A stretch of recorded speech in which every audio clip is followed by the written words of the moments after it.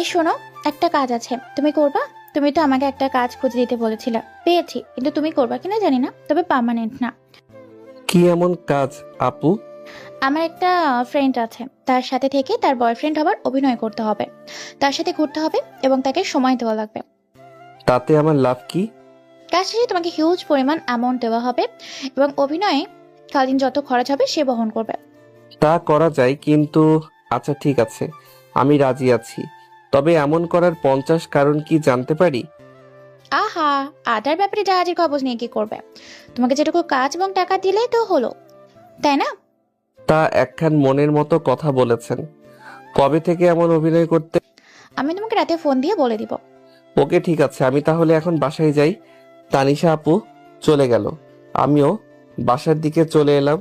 আসেন পরিচিত হয়ে নেই, আমি আকাশ আহমেদ নীল। আপাতত এই পর্যন্ত জেনে রাখেন। রাতে এই শোন, একটা ছেলে পেয়েছি, ছেলেটা কিউট এবং সুন্দর আছে, কিন্তু ব্রিগেজ একটা সমস্যা আছে। কি সমস্যা? তোর থেকে জুনিয়র হবে, আমার থেকে 2-2.5 বছর ছোট হবে। মানে তোকে একটা কাজ দিলে ঠিক মতো করতে পারিস না? এই শোন, রেগে লাভ নেই, আমার পরিচয় তেমন নেই, হ্যাঁ? আর 2-1 জন থাকলেও তাদের তোকে পছন্দ হবে না, হলে বল, না হলে তুই খুঁজে নে। তুই পারিসটা কি?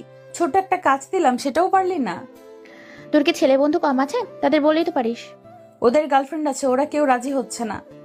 আরে দেখ না কাউকে। আমি পারবো না, যেটা বললাম হলে বল। আচ্ছা ঠিক আছে, আগামীকাল পার্কে দেখা করিস, আর ওই ছেলেকে নিয়ে আসিস। বাই। রাতে খাওয়া দাওয়া সেরে দিলাম, ঘুম থেকে উঠে ফ্রেশ হয়ে নাস্তা করে বসে থাকলাম। বেশ কিছুক্ষণ পর তানিশা আপুর ফোন পেয়ে পার্কের সামনে আসি। আসতেই ওনাকে দেখতে পেয়ে ওনার কাছে যেতেই দেখি একটা সুন্দরী রমণী, জিন্স টপস, চোখে সানগ্লাস দিয়ে রেখেছে। দেখেই বোঝা যাচ্ছে কোটিপতি ঘরের মেয়ে হবে। মেয়েটা অনেক সুন্দরী আছে। কাছে গিয়ে বললাম, হাই আপু, কি অবস্থা, কেমন আছো? এই তো ভালো, তুমি কেমন আছো? আলহামদুলিল্লাহ ভালো। এটাই কি তোমার বান্ধবী? হুম, এখানে না দাঁড়িয়ে ভেতরে চলো। জি। হাই আপু, কেমন আছেন? আমার কথার কোনো উত্তর দিল না। বাহ বাহ, এত অহংকারী। আমিও আর কিছু বললাম না। তিনজনে টিকিট কেটে ভিতরে এলাম। এসে একটা জায়গায় বসি। তুই কথা বলে নে। আপু, আমার কিছু কথা আছে। না থাক, কিছু না, বলেন এবার। তোমার এই সব কিন্তু কিছুই না, ওগুলো একদম বিরক্তিকর। যেটা বলবা সেটা বলতে পারো না। আর তুই এমন চুপপাস থেকে তাড়াতাড়ি উত্তর দে। ট্রেন ছুটে যাচ্ছে নাকি তোর? এত তাড়াহুড়ো কিসের এত? আমার এত কাজ, আমি তাড়াহুড়ো করি না। আর তুই, কোনো কাজ আছে নাকি তোর? না, তেমন কিছু না। আচ্ছা তাহলে চুপচাপ বসেই থাক। আপনার নাম কি? পড়াশোনা হয় না জব? আমার নাম আকাশ, পড়াশোনা চলছে ডিগ্রির সেকেন্ড ইয়ারে। ওকে, তানিশা হয়তো আপনাকে সবকিছুই বলেছে। বলেছে, কিন্তু কারণ বলেনি। কারণ বললে অভিনয় করা ভালো হবে। কারণ খুব একটা গুরুত্বপূর্ণ না, টাইম পাসের জন্য। মেয়েটার কথা শুনে বেশ অবাক হলাম। টাইম পাসের জন্য কেউ এমন ভাবে ছেলে খোঁজে? বেশ অদ্ভুত বিষয় তো। আপনি দেখি অনেক আজব একটা মানুষ। টাইম পাসের জন্য এমন ভাবে কেউ ছেলে খোঁজে? আমি অনেক আজব। আপনি বললে তো ছেলেরা লাইন লাগিয়ে দিবে। তো এমন ভাবে ছেলে খোঁজার বিষয়টা মাথায় আসছে না, মনে হচ্ছে বিষয় অন্য কিছু। বাসা থেকে বিয়ের জন্য চাপ দিচ্ছে, আমার কথা কোনোভাবেই তারা শুনছে না। তাই আপনাকে বয়ফ্রেন্ড হওয়ার অভিনয় এবং আমার আব্বুর সাথে কথা বলতে হবে। আপনি আবারও মিথ্যা বলছেন। মেইন কারণ এটা না, অন্য কোনো কারণ আছে। আমার বয়ফ্রেন্ড আছে, কিন্তু সে এখন বিয়ে করতে পারবে না। আমি বিয়েটা কোনোভাবেই আটকে রাখতে পারছি না। মনে হচ্ছে আপনি আবারও মিথ্যা বলছেন। আপনারা যেহেতু বড়লোক, আপনার বয়ফ্রেন্ডও অবশ্যই বড়লোক হবে। বড়লোক হলে তো আপনার বাবার আপত্তি থাকার কথা নয়। এমন ভাবে মিথ্যা না বলে সত্যিটা বলেন। সত্যিটা বললে আমার জন্য ভালো হবে। সত্যি বলতে, বয়ফ্রেন্ড না, একটা বর প্রয়োজন। মানে এখন বিয়ে না করলে আমি আমার নামে সম্পত্তি করতে পারবো না। যেদিন বিয়ে করব সেদিন সম্পত্তির কাগজপত্র আমার হাতে আসবে। আমিও তো ভাবি এমন করার প্রয়োজন কি।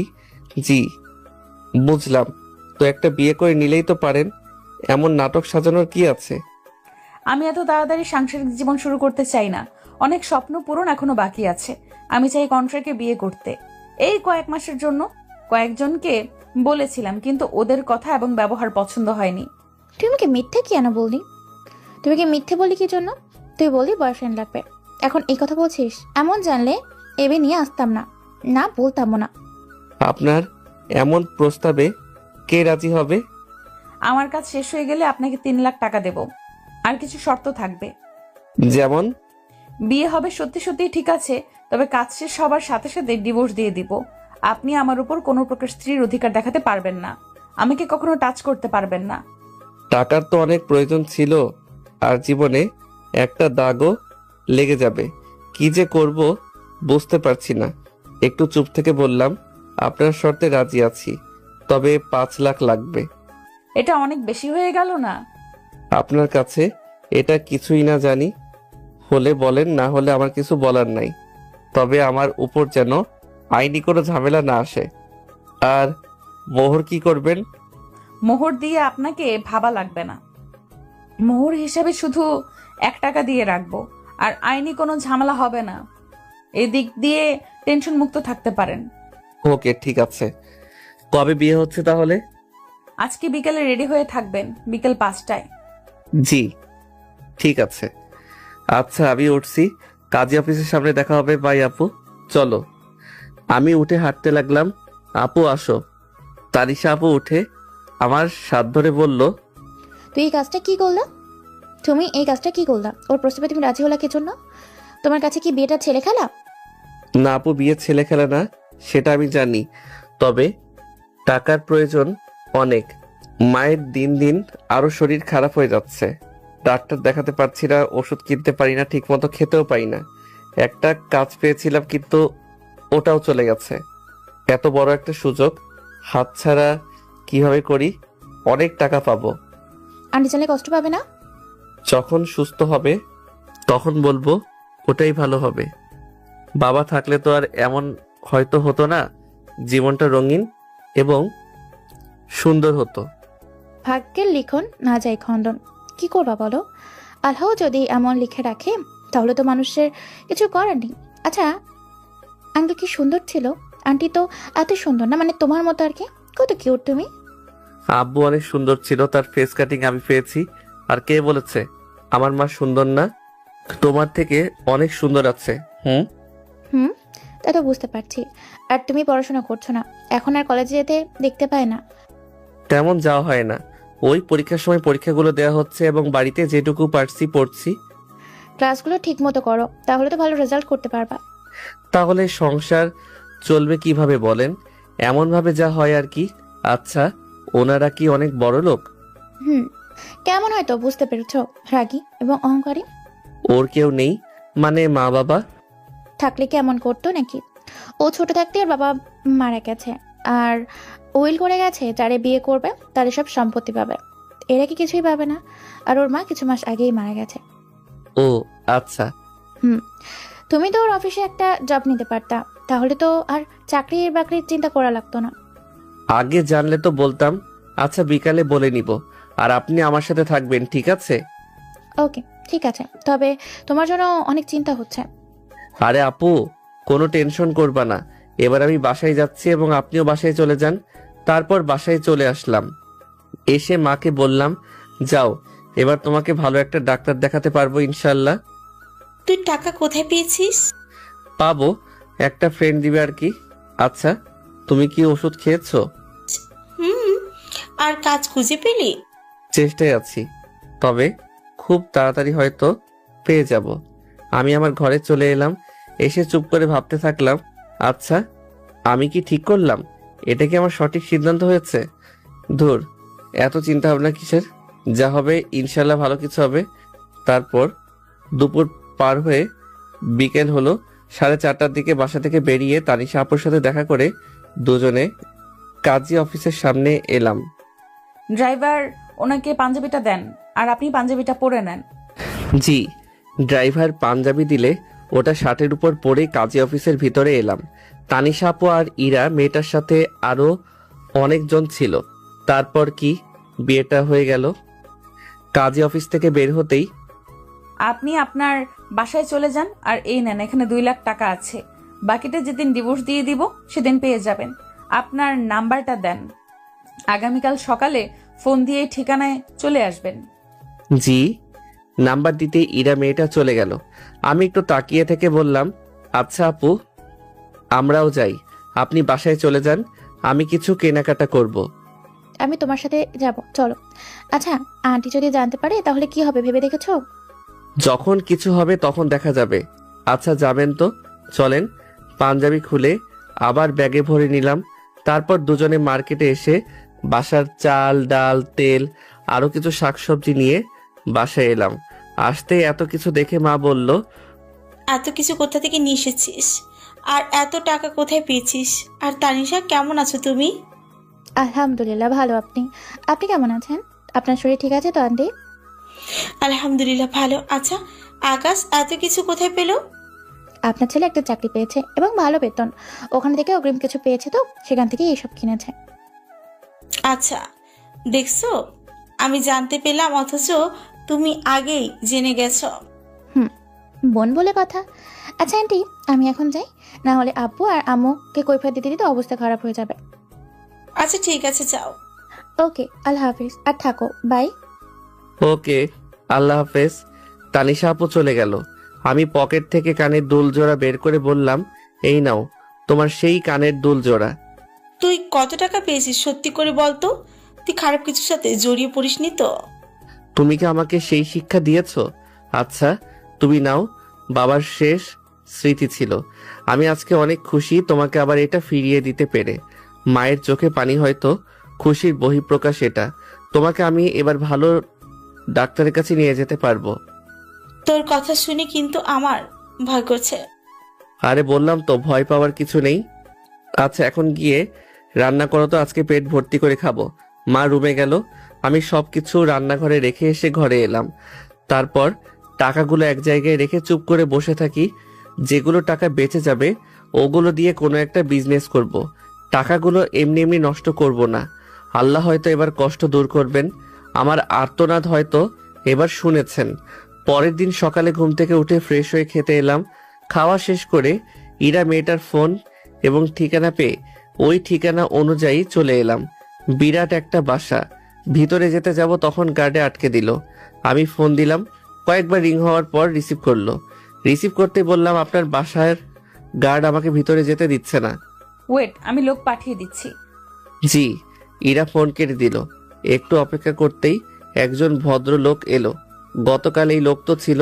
আসসালামু আলাইকুম, কেমন আছেন? ওয়ালাইকুম আসসালাম। আলহামদুলিল্লাহ ভালো। আপনি? আর আজকের পর থেকে বাসার ভিতরে আসতে চাইলে আসতে দিবেন। আলহামদুলিল্লাহ ভালো। আর কোনো কথা হলো না। লোকটার সাথে ভিতরে এলাম। বাপরে বাপ, এটা বাড়ি না অন্য কিছু। বাসার ভিতরে আসতেই, আপনি বসেন এখানে, ম্যাম আসছে। জি। তারপর সোফায় বসলাম। একটু পরে ইরা এলো, নীল একটা গাউন পরে আসছে। দেখতে এত সুন্দর লাগছে যে চোখ ফিরাতে পারছি না। তবু নিজেকে সামনে নিয়ে মাথা নিচু করে থাকলাম। আসতেই বললাম, কেমন আছেন? আলগাবিরি দেখাতে আসবেন না, আমার এসব পছন্দ না। এইসব রেখে কাজের কথায় আসি, একটু পরে উকিল আসবে। জি বুঝলাম। আমাকে কি কি করা লাগবে? যা যা সত্য তাই বলবেন। কেমন ভাবে বিয়ে হলো সেটা বলার প্রয়োজন নেই। জি বুঝলাম। একজন কাজের লোক কফি দিয়ে গেল, দিয়ে যেতেই, কফি খান, একটু ওয়েট করেন, উকিল চলে আসবে। একটা কথা বলবো। বলেন শুনি। আপনার অফিস কোনো কাজের ব্যবস্থা হবে আমার? গার্ড বা কোনো পিয়নের? আমার সার্টিফিকেট অনুযায়ী ওই রকমই কিছু চাকরি পাবো হয়তো, তাই বললাম। আমার কথা শুনে আমার দিকে তাকিয়ে আছে। ভুল কিছু বললে সরি। পরে ভেবে দেখব। ধন্যবাদ। আর আপনাকে অনেক ধন্যবাদ। যেমন ভাবেই হোক, কিন্তু আপনি আমার অনেক বড় উপকার করেছেন। কিভাবে? আমার টাকায় অনেক প্রয়োজন ছিল। বাসায় অসুস্থ মা, বাসায় খাবার ছিল না, এই শুধু টাকার জন্যে। কথা বলতে বলতে উকিল এসে সোফায় বসলেন। এটাই আপনার বর? এমন ভাবে বিয়ে করলেন যে? ভালোভাবে করতেন, ধুমধামের সাথে। বিয়ে করা প্রয়োজন ছিল, আর সম্পত্তিও প্রয়োজন, তাই এমন ভাবে করা। বিয়ের কাবিন এবং পেপার দেখি। মুশাররফ সাহেব, ওনাকে পেপারগুলো দেন। মোশাররফ সাহেব উকিলকে পেপারগুলো দিল আর আমাকে বিভিন্নভাবে জেরা করতে লাগলো। ইরা মেয়েটার সাইন এবং আমার কয়েক জায়গায় সাইন নিয়ে তারপর কাজ শেষে উকিল বললেন, এই নেন আপনার সমস্ত পেপার। আজকে থেকে আপনার সবকিছু, তবে আপনার সমস্ত প্রপার্টির 30% আপনার বরের। উইলে এটাই লেখা আছে। কি? আপনি আমাকে এটা আগে বলেননি কেন? বলা বারণ ছিল। আর আমার কাজ শেষ, আমি এখন গেলাম। উকিল উঠে চলে গেল। ইরা 2 হাত মাথায় দিয়ে মাথা নিচু করে আছে। আচ্ছা শুনেন, আপনার সম্পত্তিতে আমার বিন্দুমাত্র লোভ নেই। পেপার বানানোটার জন্য আমি সাইন করে দিচ্ছি। আমাকে আমার পাওনা এবং একটা জব দিলেই হবে। আমার কথা শুনে মাথা উঁচু করে আমার দিকে তাকিয়ে আছে। আচ্ছা, আপনি ওই উকিলকে আবার ডাকেন। ওয়েট, আমি আর আপনি উকিলের অফিস এবং কাজী অফিসে যাব। আচ্ছা চলেন তাহলে। একটু অপেক্ষা করেন, আমি আসছি। ইরা মেয়েটা উঠে রুমের দিকে চলে গেল। তখন ইরার পিএস বলল, আপনি দেখছি অনেক বোকা। এত বড় সুযোগ কেউ হাতছাড়া করে? আপনি এখন কত কোটি টাকার মালিক জানেন? আপনি এই সব দিয়েন না। এটা ওনার সাথে অন্যায় করা হবে। যেটাই কন্ট্রাক্ট হয়েছে সেটাই হবে। আমি অল্পতেই খুশি। আমি আমার পাওনা বুঝিয়ে পেলেই হবে। আমার এই সব কিছু লাগবে না। আর আরেকটা কথা, যে জিনিসগুলো যেমন ভাবে আছে সেভাবেই কোনো না কোনো ভাবে চলে যায়। আর আপনি তো দেখছি আপনার ম্যামের সাথে চিট করছেন। লোকটা আর কোনো কথা বললো না। একটু পর ইরা মেয়েটা এলো আর এসে বলল, চলেন এবার যাওয়া যাক। জি চলেন। তারপর বাসা থেকে বেরিয়ে কাজী অফিসে এলাম। কাজী আমাদের দেখে তো বেশ অবাক। আগামীকাল বিয়ে হতে না হতে আবার কি হলো? তেমন কিছুই না, ডিভোর্স দিয়ে দিব। বর্তমানে আপনাদের মতন ছেলে মেয়েদের কাছে বিয়ে একটা খেলনা হয়ে গেছে। যখন ইচ্ছে বিয়ে করছেন, আর যখন ইচ্ছে ডিভোর্স। ইসলামিক জ্ঞান তো নেই, সেটা বোঝা যাচ্ছে। তো ডিভোর্স দেওয়ার কারণ কি? আমি কিছু বললাম না, চুপ করে থাকলাম।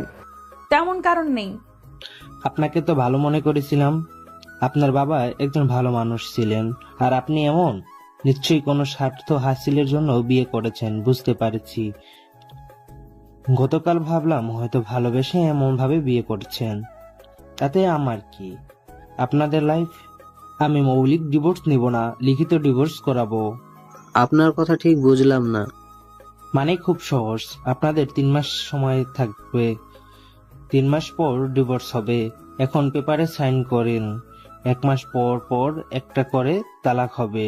দ্বিতীয় তালাকের আগে যদি মনে হয় আপনারা একে অপরের সাথে থাকবেন, তাহলে আবার নতুন করে কলেমা পড়ে বিয়ে দেওয়া হবে। আর তৃতীয় কলেমা হয়ে গেলে আর সম্ভব না। আমি পেপারগুলো রেডি করছি, আপনারা একটু বসেন। কাজী সাহেব, আমাদের যতদূর জানা আছে প্রাপ্তবয়স্ক হলে তো একেবারে ডিভোর্স হয়ে যায়। আমরা দুজনে অ্যাডাল্ট। আরে রাখেন, সমস্যা নেই।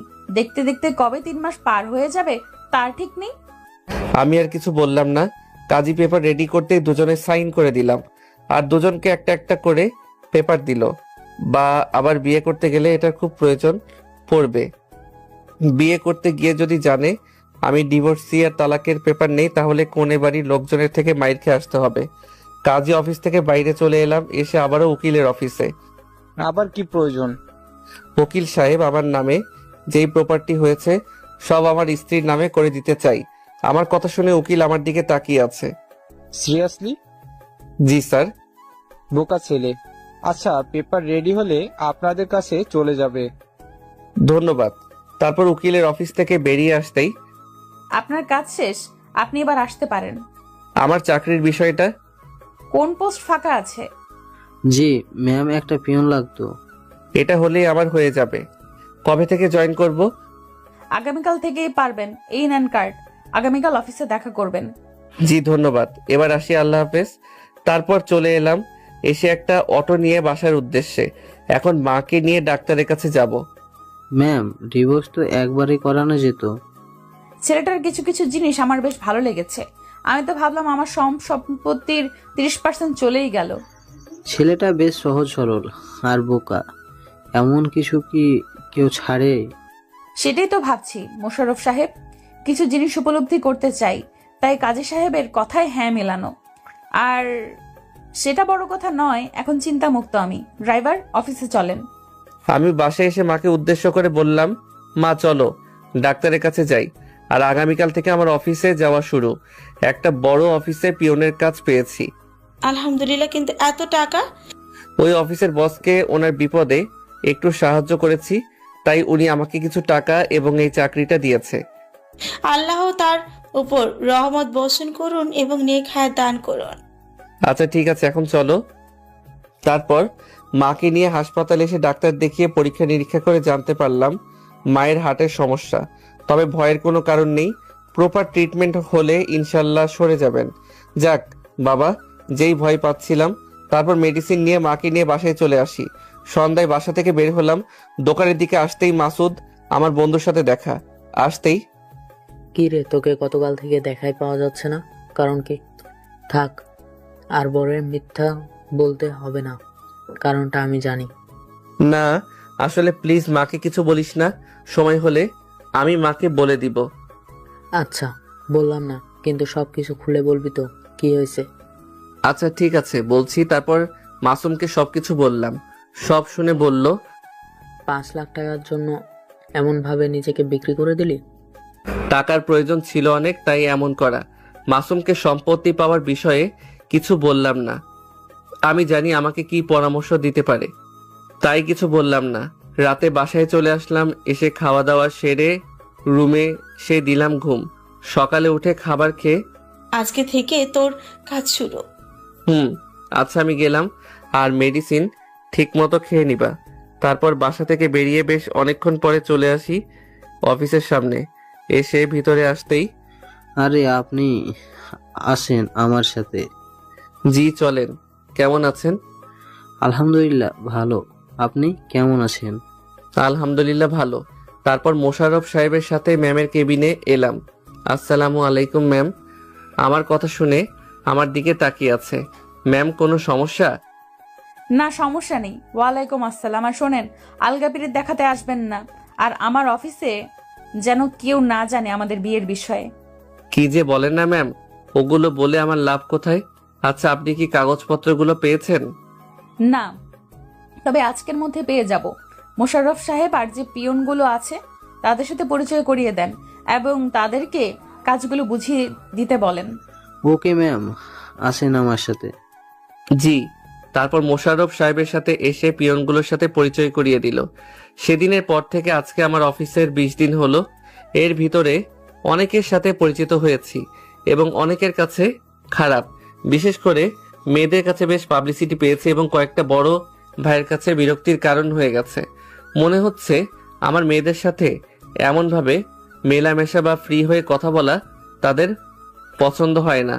তাতে আমার কি? এর ভিতরে প্রপার্টির পেপারগুলোতে সাইন করে তার নামে করে দিয়েছি। এই পিচ্ছি, এদিকে শোনো। জি বলেন আপু। এই ফাইলগুলো 20 নম্বর ডেস্কে দিয়ে এসো, আর 1 কাপ কফি নিয়ে এসো। Okay madam. তারপর ফাইলগুলো নিয়ে 20 নম্বর ডেস্কে দিয়ে কফি ফারিয়া আপুকে দিলাম। মনে হচ্ছে এই অফিসে সবার ছোট আমি। আচ্ছা, তুমি এত কিউট কেন? আচ্ছা, তোমার বড় ভাই আছেন? না আপু, আমি একমাত্র। না বড় ভাই বোন আছে, না কোনো ছোট ভাই বোন আছে। ইস, তোমার বড় ভাই থাকলে অবশ্যই তোমাকে দেবর বানিয়ে নিতাম, কিন্তু আফসোস কেউ নেই। আফসোস করিয়েন না, অবশ্য আপনার ভাগ্য ভালো এবং হ্যান্ডসাম কিউট একটা বর জুটবে। তাই? আচ্ছা, আজকে দুপুরের লাঞ্চ আমার পক্ষ থেকে। কোন খুশিতে? ম্যাম আসছে, তুমি যাও এখন, না হলে কথা শোনা লাগবে। জি ঠিক আছে। তারপর এসে কাজ করতে থাকি। দুপুরে লাঞ্চের সময়, তুমি পড়াশোনা বাদ দিয়ে এই বয়সে চাকরি কেন করো? আর চাকরি পেলেই বা কিভাবে? আসলে আপু আমার বাবা নেই। বাবা না থাকায় এই কাজ খোঁজা আর চাকরিটা পেয়েছি। ম্যাম হলেন আপুর বান্ধবী। তখন যে বললে তোমার কোনো বড় ভাই বোন নেই। আপন বন্ধু না, উনি আমাদের পাড়ায় থাকে। বলা চলে উনি আমার আপন বোনের মতোই। ওনার সুবাদে এই জবটা পাওয়া। ওই আপুর বান্ধবী হচ্ছেন ম্যাম। আর সব যেমন ভাবে চাকরি পেয়েছে, ভাজার জামর হয়নি, না কোনো সিভি জমা দিতে হয়েছে, না কোনো ক্যাপশন। ম্যাম বলে দিয়েছে কাজ করতে, এই আর কি। হুম, বুঝলাম। আচ্ছা, কি খাবা? ভাত সবজি। আর কি খাওয়াবেন আপনি জানেন? আচ্ছা ঠিক আছে, ভাত সবজি আর খাসির মাংস নিয়ে আসেন। ফারি আপু অর্ডার দিলেন, তারপর টুকটাক কথা বলতে বলতে খাবার এলো। খেতে খেতে বললাম, আপনাদের সাথে কথা বললে কিছু কিছু ভাইয়া জ্বলে পুড়ে ছারখার হয়ে যাচ্ছে। এই যে আমি আপনাদের সাথে কত সহজে মিশে যাচ্ছি, কথা বলছি, এটা ওনারা সহ্য করতে পারছে না। আচ্ছা, আপনারা তো আমার আপু হন, এমনকি অফিসের সবাই আমার সিনিয়র। বড় ভাই, বড় বোন, ছোট ভাই হয়ে বড় বোনদের সাথে কথা বলতেই পারি। এখানে ওনাদের সমস্যা কোথায়? বাদ দাও, ওদের কথায় কান দেওয়ার প্রয়োজন নেই। ওইসব কে কে বোঝাবে, তুমি আমাদের ছোট ভাই। জি। তবে দিতামার বড় ভাই থাকলে অবশ্যই তোমাকে দেওর বানিয়ে নিতাম। ভাই থাকলে তোমার মতোই হতো। আচ্ছা বলো, প্রেম কয়টা করেছ? আমি কি আসতে পারি এখানে? আরে আসেন আসেন, আজকে আপনার অনেক দেরি হলো যে। অনেক কাজ ছিল জনাব। তোমাদের দেখি খাওয়া শেষ। আসেন না। আসেন, না খেলে বসেন। আমি কিন্তু খাওয়াতে পারবো না, এখনো কোনো বেতন পাইনি। আচ্ছা আমি বিল দিব পিচ্চি। এই যে ওয়েটার, খাবার নিয়ে আসেন। আচ্ছা বলো সবার কি অবস্থা? এই তো ভালো, তোমার কি অবস্থা? আলহামদুলিল্লাহ ভালো। পিচ্চি তোমার কি খবর? আলহামদুলিল্লাহ ভালো আপু। এই পিচ্ছি, বলো বলো, রিলেশন কয়টা করেছ? একজন ছিল, টাকাওয়ালা, কাক দেখে ঘোর। কষ্ট হয়নি? কষ্ট লাগলেও কি করার বলেন, সে সুখে থাকলেই খুশি। আহা, তোমাকে ছেড়ে চলে গেল আর তুমি খুশি নিয়ে পড়ে আছো। সে আমাকে ভালোবাসেনি, ঠিক আছে, আমি তো তাকে সবটুকু দিয়ে ভালোবেসেছিলাম। আমি তো ওর খারাপ চাইতে পারি না। মেয়েটা কপাল পোড়া। আর রিলেশন করো না? একটাই ধাক্কা সামলে উঠলাম, আর একটা করব। তারপর টুকটাক কথা বলতে বলতে খাওয়া শেষ করে অফিসে চলে আসি। এমন ভাবে আরো কিছুদিন চলে গেল। আজকে বেতন দিল, সেই খুশিতে তানিশা আপুকে বাজারে ডেকেছি, তারে ট্রিট দিব। এখন রাত 7টা বাজে, কিন্তু তাহার দেখা নেই। ওই তো এসেছে। এতক্ষণ কোন ব্যাটার লগে ছিলা? ধুর ফাজিল, আমার ওসব কিছু নেই। বলো, এমন ভাবে ডেকেছো কেন? আজকে বেতন পেয়েছি, তাই তোমাকে ট্রিট দিব। আচ্ছা চলো, ফুল দিয়ে শুরু করি। তাই নাকি? আচ্ছা চলো তাহলে। একটা ফুলের দোকানে এলাম। এসে বেলি ফুলের মালা নিয়ে বললাম, আচ্ছা দাও, আমি চুলের খোপায় লাগিয়ে দিচ্ছি। আহারে, আচ্ছা দাও। যখন তানিশা আপুকে ফুলের মালা পরিয়ে দিতে যাব, তখন কেউ বলল, কি ব্যাপার পিচ্ছি, এটা গার্লফ্রেন্ড নাকি? সাইডে তাকিয়ে দেখি ফারি আপু। আরে আপু আপনি? ভুল সময় চলে এসেছে নাকি? আরে না না, এটা আমার গার্লফ্রেন্ড না, তানিশা আপু। ও আচ্ছা, তাই বলো, আমি ভাবলাম তোমার গার্লফ্রেন্ড। আরে না, এখন বলেন আর কি ফুল নিবেন না? গোলাপ দিব না, ওটা আপনার বয়ফ্রেন্ড থেকে নিয়ে নেবেন। ফাজিল কথাকার। Hi, nice to meet you. আমি তানিশা, আপনি? আমি ফারিয়া। এই পিচ্ছি যে অফিসে চাকরি করে ওখানে আমিও জব করি। আপনার গুণগান যত পাই। তানিশা আপু, এই তানিশা আপু। এই ফাজিল আবার আমার সম্পর্কে কি বলে? না তেমন কিছুই বলে না। কিভাবে পরিচয় হয়েছে, সম্পর্ক কেমন, কিভাবে সাহায্য করেছে, এই আর কি। বুঝলাম। আবুর কাছে বকা খেয়ে তোমার খবর আছে। আরে স্যার কিছু বলবেন, আমি আছি না। আচ্ছা আপনি ফুচকা খাবেন? খাওয়া যায়। কি দেখছেন ম্যাম? ওদের ভেতরে কি অন্য কোনো সম্পর্ক আছে? ওদের ভেতরে কি রিলেশন চলছে? মনে হয় না ওদের ভিতরে কোনো রিলেশন আছে। যদি কোনো প্রকার রিলেশন থাকতো তাহলে কখনোই আপনাকে ওই ছেলের সাথে পরিচয় করিয়ে দিত বা এমনভাবে বিয়ে হতে দিত। কিসের জন্য এরকম করতে পারে? মনে হয় না ম্যাম, টাকার জন্য এমনভাবে নিজের বয়ফ্রেন্ডকে অন্যের হাতে দিয়ে দিবে। আর ছেলেরা যদি টাকার জন্য এমন করতো তাহলে আপনার অর্ধেক সম্পত্তি ছেলেটা থাকতো, আপনি ফেরত পেতেন না। বুঝলাম। আচ্ছা চলেন এবার যাওয়া যাক। ভালোবাসা কাকে বলে কে জানে? ভালোবেসে দেখেন, তাহলে বুঝবেন। হয় বরবাদ হয়ে যাবেন, আর না হলে পৃথিবীর সবচেয়ে সুখী মানুষ হবেন। মানুষ ভালোবেসে পাগল হয়েছে, আবার মানুষ ভালোবাসা পেয়ে পাগল থেকে সুস্থ হয়েছে। আচ্ছা এবার বাসায় চলেন। তারপর ঘোরাঘুরি করে বাসায় চলে আসি। পরের দিন সকালে ম্যামের রুমে কফি নিয়ে যাওয়ার সময় কারোর সাথে ধাক্কা লেগে একজনের উপর কফি পড়ে গেল। ঠাস ঠাস। রাস্কেল, দেখে শুনে চলাফেরা করতে পারিস না? আমার এত দামি স্যুটকে নষ্ট করে দিল। এইসব ছোট লোকের বাচ্চাদের কাজে রাখে কে? কমন সেন্স বলে কিছুই নেই, রাবিস কোথাকার। সরি স্যার, আমি খেয়াল করিনি। এই ভিখারির বাচ্চা, এর দাম জানিস? আবার মারতে যাবে তখন কেউ হাত ধরে নিল। তাকিয়ে দেখি মোশাররফ স্যার আর পাশেই ম্যাম দাঁড়িয়ে আছে। আপনার সাহস কি করে হয় আমাকে আটকানোর? কি সমস্যা হয়েছে মিস্টার খান? এমন চিৎকার করছেন কি জন্য?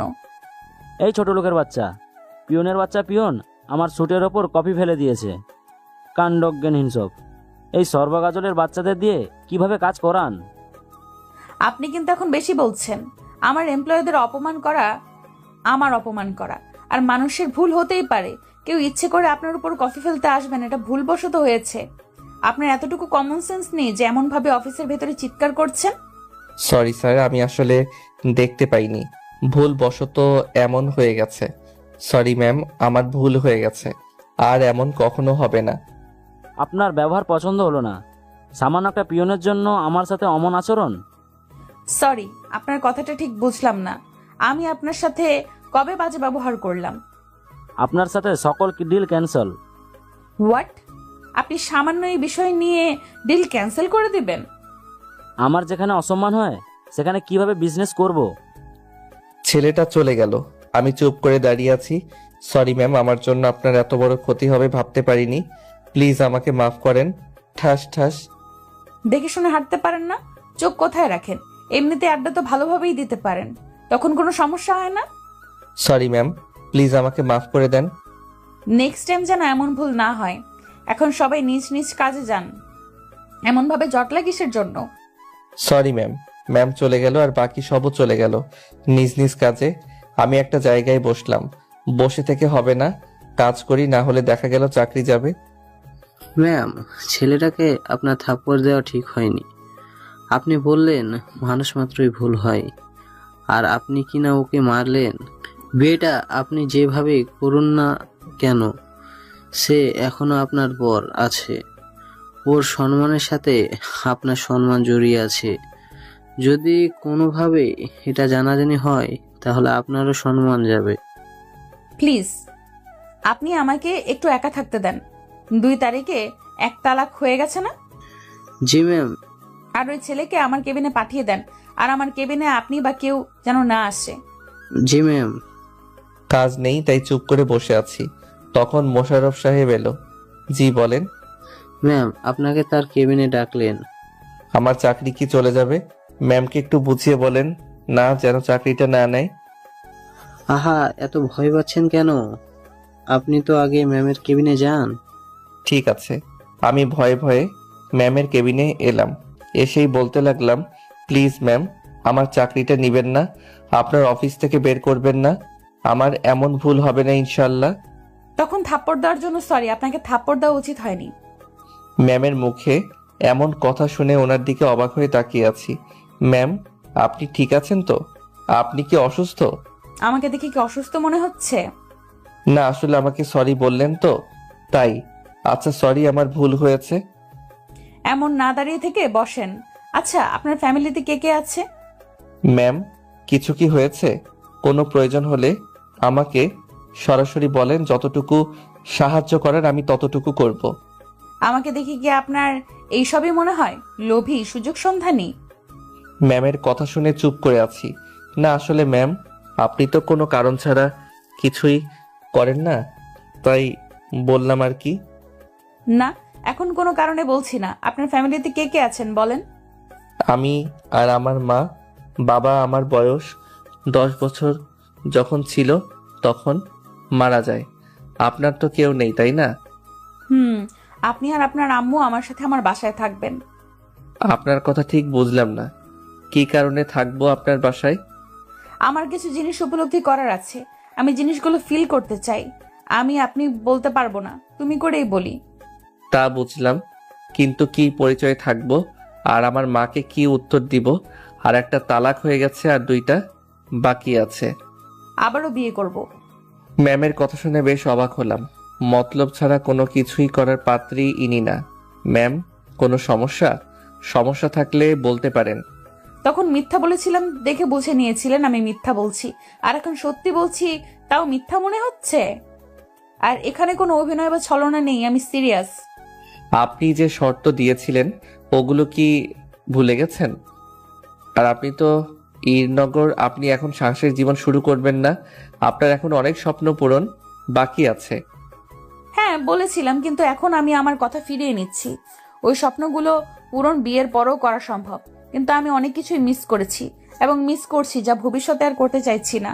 কিছু কিছু জিনিস আমি ফিল করতে পারছি, যা এর আগে পারিনি। আপনার কথা বুঝলাম, কিন্তু ম্যাম আমি তো আপনার সাথে থাকতে পারবো না। মাফ করবেন, আপনি বলেছিলেন যে কাজ শেষে ডিভোর্স দিয়ে দিবেন, তাই রাজি হয়ে গেছিলাম, না হলে কখনোই রাজি হতাম না। আমার ভেতরে কমতি কিসের? আপনি সব দিক থেকেই পারফেক্ট আছেন, কিন্তু আমি আপনার যোগ্য না। আমি পারফেক্ট না।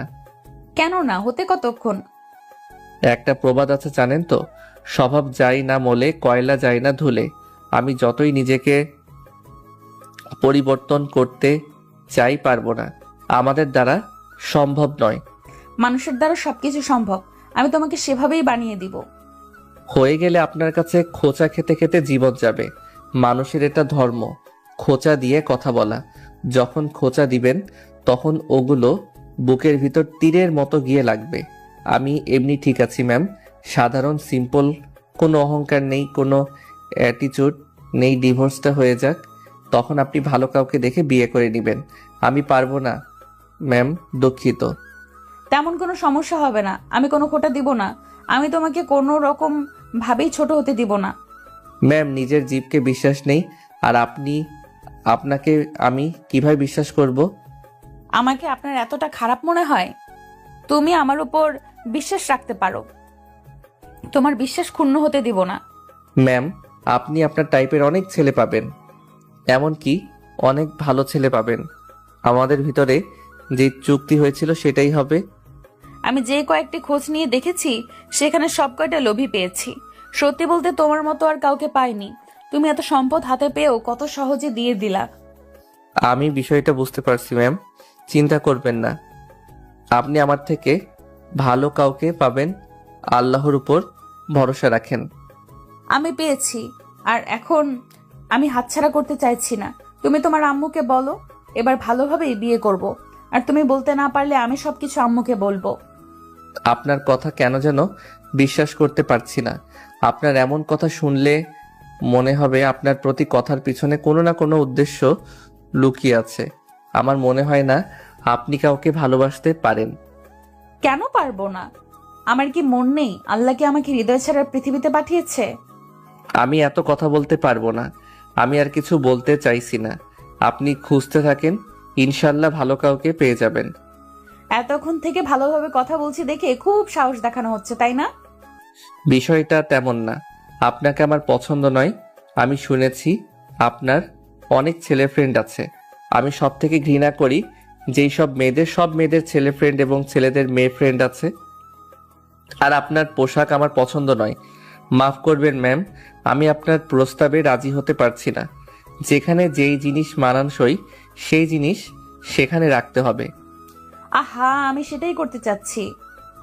যেখানে যে জিনিস মানানসই সেখানে সেটা রাখতে চাচ্ছি। ম্যাম আপনি ভালো কিছু ডিজার্ভ করেন, আপনার প্রয়োজন ছিল এবং আপনি ওই রকম শর্ত দিয়েছিলেন, তাই আমি রাজি হয়েছিলাম। এবং আমার টাকার প্রয়োজন ছিল, তাই আরও রাজি হওয়া, না হলে হতাম না। আর এমন কিছু হবে ভাবতেও পারিনি। আমি ভাবলাম হয়তো আপনি ডিভোর্স দেওয়ার জন্য উঠে পড়ে লাগবেন, কিন্তু বিষয়টি একদম আলাদা হয়ে গেল। ম্যাম বিষয়টা এখানে স্থগিত করলেই ভালো হবে। এই তুই এত কথা বলিস কি জন্য? তখন থেকে এত বকবক করছে যে মেজাজ খারাপ করে দিয়েছে। বলছি না তোকে আমার চাই, আমি তোকে ভালোবাসি। দেখলাম রাগে ফুঁসছে আর গালগুলো লাল হয়ে গেছে। এগুলো সব মিথ্যা, আপনার কথা আমি কখনো বিশ্বাস করছি না। এই আমি তোর বিশ্বাস কখন ভেঙেছি? তোর সাথে আমি যেই ডিল করেছি সেটা মাফিক কাজ হয়েছে। এমন না যে তোকে ধোকা দিয়েছি, তোর সাথে কথা বলেই তো সবকিছু হয়েছে। আপনি অনেক অহংকারী, আমি আর কিছু বলতে চাইছি না। আমি এখন গেলাম, বাই। তুই যদি উঠে গেছিস তাহলে তোর কি যে করব নিজেও জানি না। কিছু না বলে উঠে চলে এলাম। বাইরে এসে একেবারে অফিস থেকে বাইরে এসে চুপ করে একটা জায়গায় বসলাম। আমি ওনাকে বিশ্বাস করতে পারছি না। ওনার সাথে কখনো আমার মিলবে না। সব সময় দুজনের মধ্যে অমত থাকবে সবকিছু নিয়ে। ওনার চাওয়া পাওয়া এক আর আমার চাওয়া পাওয়া এক। ম্যাম, কি হয়েছে আপনার? কান্না করছেন কেন? আপনার হাত থেকে তো রক্ত পড়ছে। আমি এখনই ফার্স্ট এড বক্স নিয়ে আসছি। এত উত্তেজিত হবার কিছু নেই, রক্ত ঝরতে দেন, আমি ঠিক আছি। বেশি রক্ত পড়লে আপনি অনেক অসুস্থ হয়ে যাবেন। ওর সাথে কি এমন করলাম যে আমাকে বিশ্বাস করছে না? আমি যাই বলছি ভাবছি সব কিছু পেছনে নাকি আমার কোনো উদ্দেশ্য আছে। হয়তো আপনাকে তার পছন্দ না, বা আপনার কোনো কাজ পছন্দ না। সৌন্দর্যের পেছনে অনেক কিছু থাকে ম্যাম। সৌন্দর্য দিয়ে যদি পুরুষকে আটকানো যেত, তাহলে বাসায় সুন্দরী সুন্দরী বউ রেখে পতিতলায় এবং পরকীয়া করতো না। তবে কিছু মানুষ আছে যাদের চরিত্র কখন ঠিক হবে না। বাসায় যত ভালো বউ থাকুক, নিরিকুত্তার মতো অন্য মেয়ের পেছনে ছুটবে। আচ্ছা দেন, আমি ব্যান্ডেজ করছি, তারপর ওটার দেখছি কি করা যায়। আপনি কি তাকে সত্যি ভালোবাসেন? আপনার কি মনে হচ্ছে? কারো মনের কথা আমি কিভাবে বলবো? আচ্ছা, সত্যি ভালোবেসে থাকলে আমি বুঝিয়ে বলতে পারি, অথবা আপনার বান্ধবীকে বলে তাকে বোঝাতে বলতে পারেন। ওই ডাইনি এমন কিছু বলে রেখেছে যে আমাকে বিশ্বাস করতে পারছে না। আমি দেখছি কি করা যায়। আচ্ছা ম্যাম, আমি পিয়নকে পাঠিয়ে গ্লাসের টুকরোগুলো পরিষ্কার করতে বলছি, আর দেখছি ওনাকে বোঝাতে পারি কিনা। আমি চুপ করে বসে আছি, তখন কেউ পাশে এসে দাঁড়ালো। তাকিয়ে দেখি মোশাররফ সাহেব। জি স্যার, কিছু বলতেন? বলার জন্য তো আসা।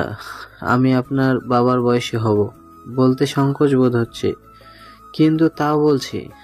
ম্যামের সমস্যাগুলো দূর করা বা তাকে বিভিন্ন কাজে সাহায্য করা আমার ডিউটি।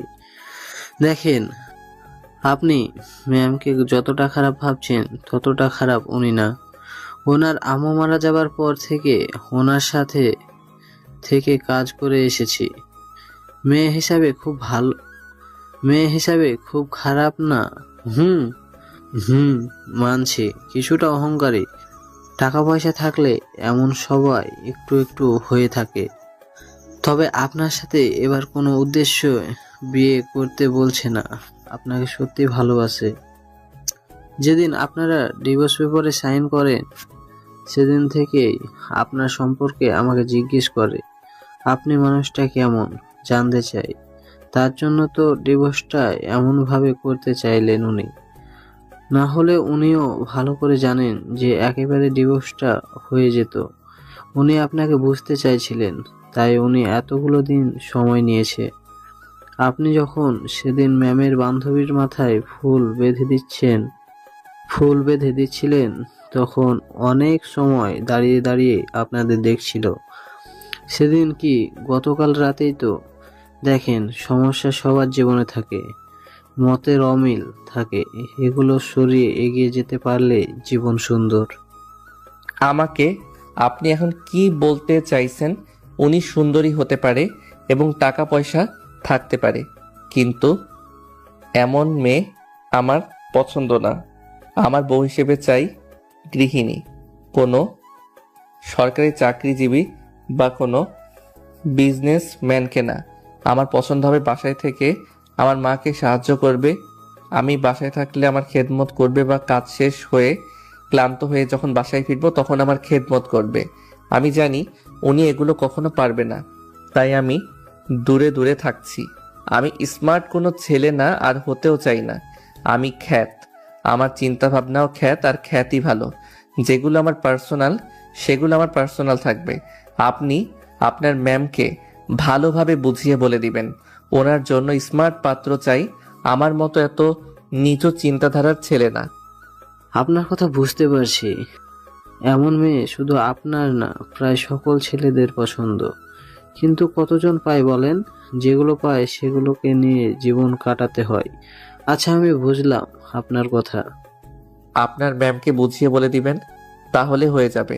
আর এত দিন থেকে তার অহংকারের জন্য মনের ভিতর তার প্রতি আলাদা একটা ঘৃণা তৈরি হয়েছে। আচ্ছা, সেসব কথা ওনাকে বুঝিয়ে বলে দিবেন। মোশাররফ সাহেব উঠে চলে গেলেন। আর কিছুক্ষণ বসে থেকে অফিসের ভিতর চলে এলাম। লাঞ্চের সময় চুপচাপ খাচ্ছি, তখন কেউ পাশে এসে দাঁড়িয়েছে। দেখি নীলিমা আপু। আপনি দাঁড়িয়ে কেন? বসুন। চাকরি আছে না, গেছে। আর মনে হচ্ছিল ম্যামের কেবিনে অনেকক্ষণ ছিল, তারপর ম্যামের কেবিন থেকে বাইরে চলে গেছিল, ওখানে অনেকক্ষণ থেকে তারপর অফিসে। কারণটা কি? কারণটা খুব সোজা। অনেক কথা শুনিয়েছে, তাই মন খারাপ করে বাইরে বসেছিলাম। এত বড় একটা ডিল নষ্ট হয়ে গেছে, আমাকে কি এত সহজে ছেড়ে দিবে ভেবেছেন? তাও একটা কথা। জি, লাঞ্চ কি শেষ না মাত্র এলেন? না, আসলাম। ম্যাম হঠাৎ করেই এই রেস্টুরেন্টে, এখন পর্যন্ত আমরা ছাড়া তো উনি এখানে কখনো আসেননি। এই মেয়ের মাথা গেছে। শালা, আগে যদি জানতাম তাহলে এমন প্রস্তাবে রাজি হতাম না। জানবো বা বুঝবো কিভাবে? আগে যে অ্যাটিটিউড দেখলো, মনে হচ্ছে আমাকে পাত্তাই দিবে না, আমার সাথে প্রয়োজন ছাড়া কথা বলবে না, কিন্তু এখন দেখি পুরো উল্টা। মিস, আপনার নাম কি জানো? জি ম্যাম, আমি নীলিমা। মিস নীলিমা, আপনি এখন যান। এ কি করতে চাচ্ছে? নীলিমা আপু চলে গেল, যেতেই বলল, মেয়েদের সাথে চিপকে থাকতে খুব ভালো লাগে, তাই না? তাই তো, যখন দেখি মেয়ে আশেপাশে। আমি মেয়েদের পাশে যাই না, ওনারাই আসে। কত কিউট আমি। এমন কিউট একটা ছেলের সাথে কে না কথা বলতে চাই বলেন? তাই না? এইগুলো পরে দেখছি আমি। সেসব বাদ দিয়ে আজকে গিয়ে আপনি আম্মুর সাথে কথা বলবেন। অবাক হওয়ার কিছুই নেই, আমি যেটা বলছি সেটা করবেন। আর না হলে আমি গিয়ে আম্মুর সাথে কথা বলবো। আচ্ছা ম্যাম, আপনি কি মদ বা ড্রিঙ্কস করেন বা বেশ থাকেন? না সোনা, আমি এগুলো কিছুই খাই না। তবে একবার ট্রিক্স খাওয়া হয়েছে। একবার না, কয়েকবার হয়েছে। আর আমি তোমার নেশায় আসক্ত। খাবার খাওয়া বাদ দিয়ে ম্যামের দিকে তাকিয়ে আছি। হঠাৎ এত প্রেম কোথা থেকে আসলো? না আমাকে তার কাজের জন্য ব্যবহার করবে? যদি কোনো কাজের জন্য হতো তাহলে তো সরাসরি বলতে পারে, যেমন বিয়ের ডিলটা করেছিল। এত কি ভাবো? তেমন কিছুই না। আপনি আমার বাকি টাকাগুলো দিয়ে দেন।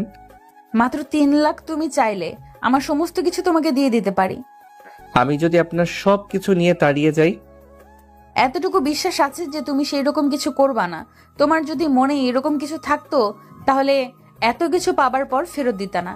আর তুমি আমার পিএসকে সেদিন কি বলেছো সেটাও ওনার কাছ থেকে শুনেছি। আমি তোমার সততা দেখে ফিদা। আমি অত কিছু বুঝি না।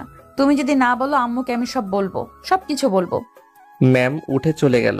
আমি বেশি কিছু না ভেবে খাওয়া শেষ করে চলে আসি অফিসে। কি যে একটা ঝামেলায় পড়লাম।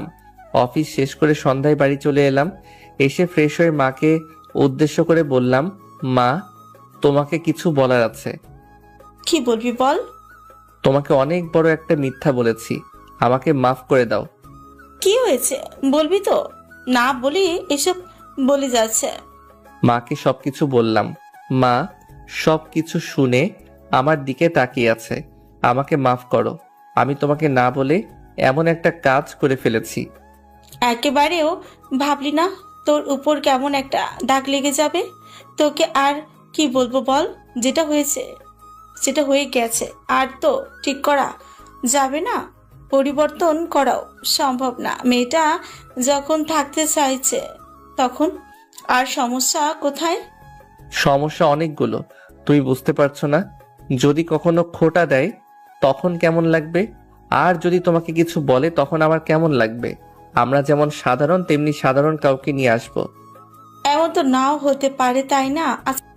যদি হয় তো কি হবে? আচ্ছা, বিয়েটা কি তোর কাছে খেলনা মনে হয়? বিয়ে একবারই হয়। বিয়েটা যেমন ভাবে হোক হয়েছে তো। এসব ডিভোর্স ভালো কিছু না, এগুলো ভালো না। মেয়েটা যখন বলেছে তখন তোর সমস্যা কোথায়? আচ্ছা ঠিক আছে, তুমি যখন বলছো তখন না হয় বলবো। জানি তুমি কষ্ট পেয়েছো, তার জন্য সরি। আচ্ছা ঠিক আছে, আমি কিছু মনে করিনি। তোর মন খারাপ করতে হবে না। মায়ের সাথে কথা বলতে লাগলাম, একসময় বলল, মেয়েটার নাম্বার আছে না? বৌমার নাম্বার আছে না? ফোন দে, আমি কথা বলবো। মায়ের দিকে একটু তাকিয়ে থেকে বললাম, না নেই। কখনো ফোন দেয়নি, একবার ফোন দিয়েছিল কিন্তু কোনটা নাম্বার ভুলে গেছি। আচ্ছা ঠিক আছে, আগামীকাল নাম্বার নিয়ে আসবে, তারপর কথা বলবো না হয়। ঘরে এসে ভাবতে লাগলাম আগামীকাল তো শুক্রবার ছুটি আছে, তানিশা আপুর সাথে দেখা করি। ফোন দিই, তারপর আপুকে ফোন দিয়ে বললাম যেন দেখা করে। ফোন রেখে মাকে বলে বাইরে চলে আসি। এসে মাসুমের সাথে আড্ডা দিয়ে রাতে এলাম। তারপর খাবার খাওয়া শেষ করে দিলাম ঘুম। পরের দিন সকালে ঘুম থেকে উঠে ফ্রেশ হয়ে খাওয়া দাওয়া শেষ করে রুমে আসতে দেখি ফোন বাজছে। ফোন রিসিভ করে সালাম দিয়ে বললাম, জি, কে বলছেন আপনি? তোমার ফোনে আমার নাম্বার সেভ করা নেই? না, আসলে প্রয়োজন মনে করিনি। তোমার ইচ্ছে। আর আম্মুকে বলেছো সবকিছু? বলেছিলাম, আপনার সাথে কথা বলতে চেয়েছিল কিন্তু আপনার নাম্বার না থাকায় ফোন দিতে পারিনি। আচ্ছা, এখন গিয়ে ফোন দাও। আচ্ছা, ফোন নিয়ে গিয়ে মাকে ফোন এগিয়ে দিয়ে বললাম, এই যে রাতে কথা বলতে চেয়েছিল, কথা বলো। মাকে ফোন দিয়ে ঘরে চলে এলাম। জানি না তাদের ভিতরে কি কথা হলো। একটু পরে মা এসে ফোন এগিয়ে দিয়ে বলল, বাজার থেকে ঘুরে আয় তো, শাক সবজি মাছ মাংস নিয়ে আসবি। মায়ের কথা শুনে বুঝলাম আসছে, তাই বললাম আচ্ছা ঠিক আছে। পকেটে ফোন নিয়ে বাসা থেকে বেরিয়ে চলে আসি বাজারে। তারপর শাক সবজি মাছ মাংস নিয়ে বাসার সামনে আসতে দেখি বাসার সামনে গাড়ি দাঁড় করানো আছে। ভিতরে এলাম, দেখি ম্যাম, তানিশা আপু আর মা বসে আছে। এই যে দাও, সড়ক কিছু নিয়ে আসছি। ম্যাম, আমাদের বাসার খাবার খেতে পারে তবেই। রাখ তো তোর ফালতু কথা, এত যে বেশি কথা বলে। আমাকে বকা খাওয়া দেখে ইরা হাসছে, আবার হাসি দেখানো হচ্ছে। কেমন আছো বলো? আলহামদুলিল্লাহ ভালো, আপনি? আলহামদুলিল্লাহ ভালো। আচ্ছা, গল্প করেন, আমি ঘরে যাই। তারপর ওখান থেকে ঘরে চলে এলাম। জাস্ট চুপ করে বসে আছি। কারো আসার শব্দ পেয়ে দরজার দিকে তাকাতেই দেখি ম্যাম। জি, কিছু কি বলতেন? না, দেখতে এলাম রুমটা কেমন। রুম তো দেখি গোছানো আছে। জি মা, গুছিয়ে রাখে। আপনি যে আসলেন, খেতে পারবেন তো আমাদের বাড়ির খাবার? আর বসতে পারছেন এসব চেয়ারে? পাগলও নিজের ভালো বোঝে, কিন্তু আপনি বোঝেন না। এমন ভাবে তাকিয়ে থাকেন কি জন্য? না, এমনিতেই। আচ্ছা, তোমার আমাকে এইসব না বললে কি পেটের খাবার হজম হয় না? আমাকে কি তোমার মানুষ মনে হয় না? মনে কেন হবে না? তবে মানুষের ভিতরে তো জাতভেদ আছে, আপনারা উঁচু লেভেলের, তাই বললাম। আপনি যে এমন করবেন জানলে কখনো ওই প্রস্তাবে রাজি হতাম না। আমি ভাবলাম আপনাকেও সাহায্য করা হবে আর আমারও কিছু টাকা হবে, তাই এমন চুক্তি করেছি। যা হয়েছে ভালো হয়েছে। আচ্ছা শোনো, আগামীকাল থেকে আমার বাসায় তুমি আর আম্মু থাকবা। আম্মুর সাথে কথা হয়েছে এবং উনি রাজি হয়েছেন। যদিও প্রথমে রাজি হয়নি, পরে ইমোশনাল ব্ল্যাকমেল করার পর রাজি হয়েছে। সব বুঝলাম, কিন্তু একটা কোনো কথা শুনে রাখবেন। যদি আমাকে, আমার মাকে কোনো কথা খোটা দিয়ে বলেছেন বা রেগেই বলেন, আপনি যেভাবে বলেন না কেন, সেদিনই আপনি মামার লাইফে এবং আপনার বাসায় শেষ দিন। ওই কাগজপত্র লাগবে না, মৌখিক তালাক দিয়ে দেব। আচ্ছা, তোমার এমন কেন মনে হচ্ছে? কারণ বড় লোকরা এমনই, খোটা দিবেই। মানুষের জবানকে কোনো বিশ্বাস নেই। আচ্ছা, আমাকে কি তোমার মানুষ মনে হচ্ছে না অমানুষ মনে হচ্ছে? গতকাল থেকে আমাকে যে পরিমাণ বলেছো তার সব সহ্য করেছি, না উত্তর দিয়েছি না প্রতিবাদ করেছি। আমি তো চাইছি আপনি প্রতিবাদ করেন, আপনি তো দূরে চলে যান। আমি তো সেটাই চাচ্ছি। আবার আপনি আমার দিকে এমন করে তাকিয়ে আছেন কেন? আমি কি অন্য পুরুষের দিকে তাদের আছে? আমি আমার বরের দিকে তাকিয়ে আছি। আর তোমার সমস্যা হবার তো কথা না, তাই না? আপনার এমন চেয়ে থাকার কারণ খুঁজে পেলাম না। আমাকে এমন ভাবে দেখার কি আছে? অনেক কিছুই আছে, আবার কোনো কিছুই নেই। সেটা বড় কথা নয়। কথা হচ্ছে তোমাকে পড়াশোনা শেষ করতে হবে, নিয়মিত কলেজে যেতে হবে। তুমি ডিগ্রির ফার্স্ট না সেকেন্ড ইয়ারে জানো? জি, সেকেন্ড ইয়ারে। যে ভার্সিটিতে আমি পড়তাম বা তানিশা পড়েছে, ওখানে অনার্স প্রথম বর্ষে ভর্তি করিয়ে দিচ্ছি। তুমি ওখানে অনার্স থেকে পড়বা। এমন ভাবে তুমি তাকিয়ে আছো কেন? আমি এখানে পড়াশোনা শেষ করলে সমস্যা কোথায়? ওখানে পড়াশোনার মান খুব ভালো না। আর দুইটা কলেজের ভেতরে ভালো কোনটা? পড়াশোনার মান কোনটার ভালো? আচ্ছা ঠিক আছে, আপনি দেখি এখন আমার অভিভাবক হয়ে গেছেন। না তো, আমি তোমাকে আমার অভিভাবক বানাতে চাই। আচ্ছা সেই কথা বাদ দাও, আগামীকাল তোমার কলেজে গিয়ে সব কিছু সার্টিফিকেট তুলে দিবা। আচ্ছা আমি সাথে থেকে সব কিছু করে দিব, ওইটাই ভালো হবে। আর আজকে আবার সন্ধ্যায় কাজী অফিসে যাওয়া লাগবে। কেন? মনে হচ্ছে কিছু বলছে না। আম্মু সাথে থাকবে, বুঝেছো? জি বুঝলাম। চুক্তি অনুযায়ী আমার টাকাটা তো দিলেন না। রাতে সব টাকা দিয়ে দেব। লাগতো না আপনার টাকা, আমি আপনার থেকে কিছু নিব না। আমি কি আসতে পারি আপনাদের মাঝে? আরে আসো আসো, কেন পারবেন না? আর শোনো, যদি কোনো মেয়ের আশেপাশে গেছো তাহলে তোমার খবর আছে।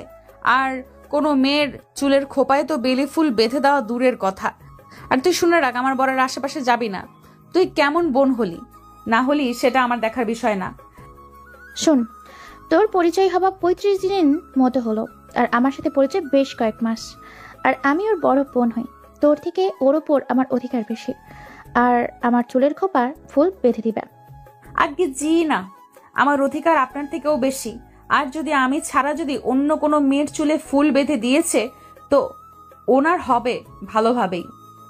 আমার উপর কারো অধিকার নেই। আমার কাজ নেই, কাম নেই, সেই ছোট বাচ্চাদের মতো ঝগড়া করে। আমার কণ্ঠস্বরে দুজনে মিটমিট করে হাসছে। দুপুরে গোসল করে নামাজ পড়ে এলাম। আসামের নিচে পার্টিতে বসতে দেখে কিছু বলতে গিয়েও বললাম না। আমি গিয়ে একপাশে বসলাম। মা সবাইকে খাবার দিল। আমি খাওয়া শেষ করে রুমে চলে এলাম। বিকেলে আবারও সবাই কাজী অফিসে আসি। কাজী আমাদের দেখে বললেন, বাহ, আবারও আসলেন? আবারও বিয়ে করে ডিভোর্স করবেন নাকি? আর কোনো কিছুই হবে না, এটাই শেষ।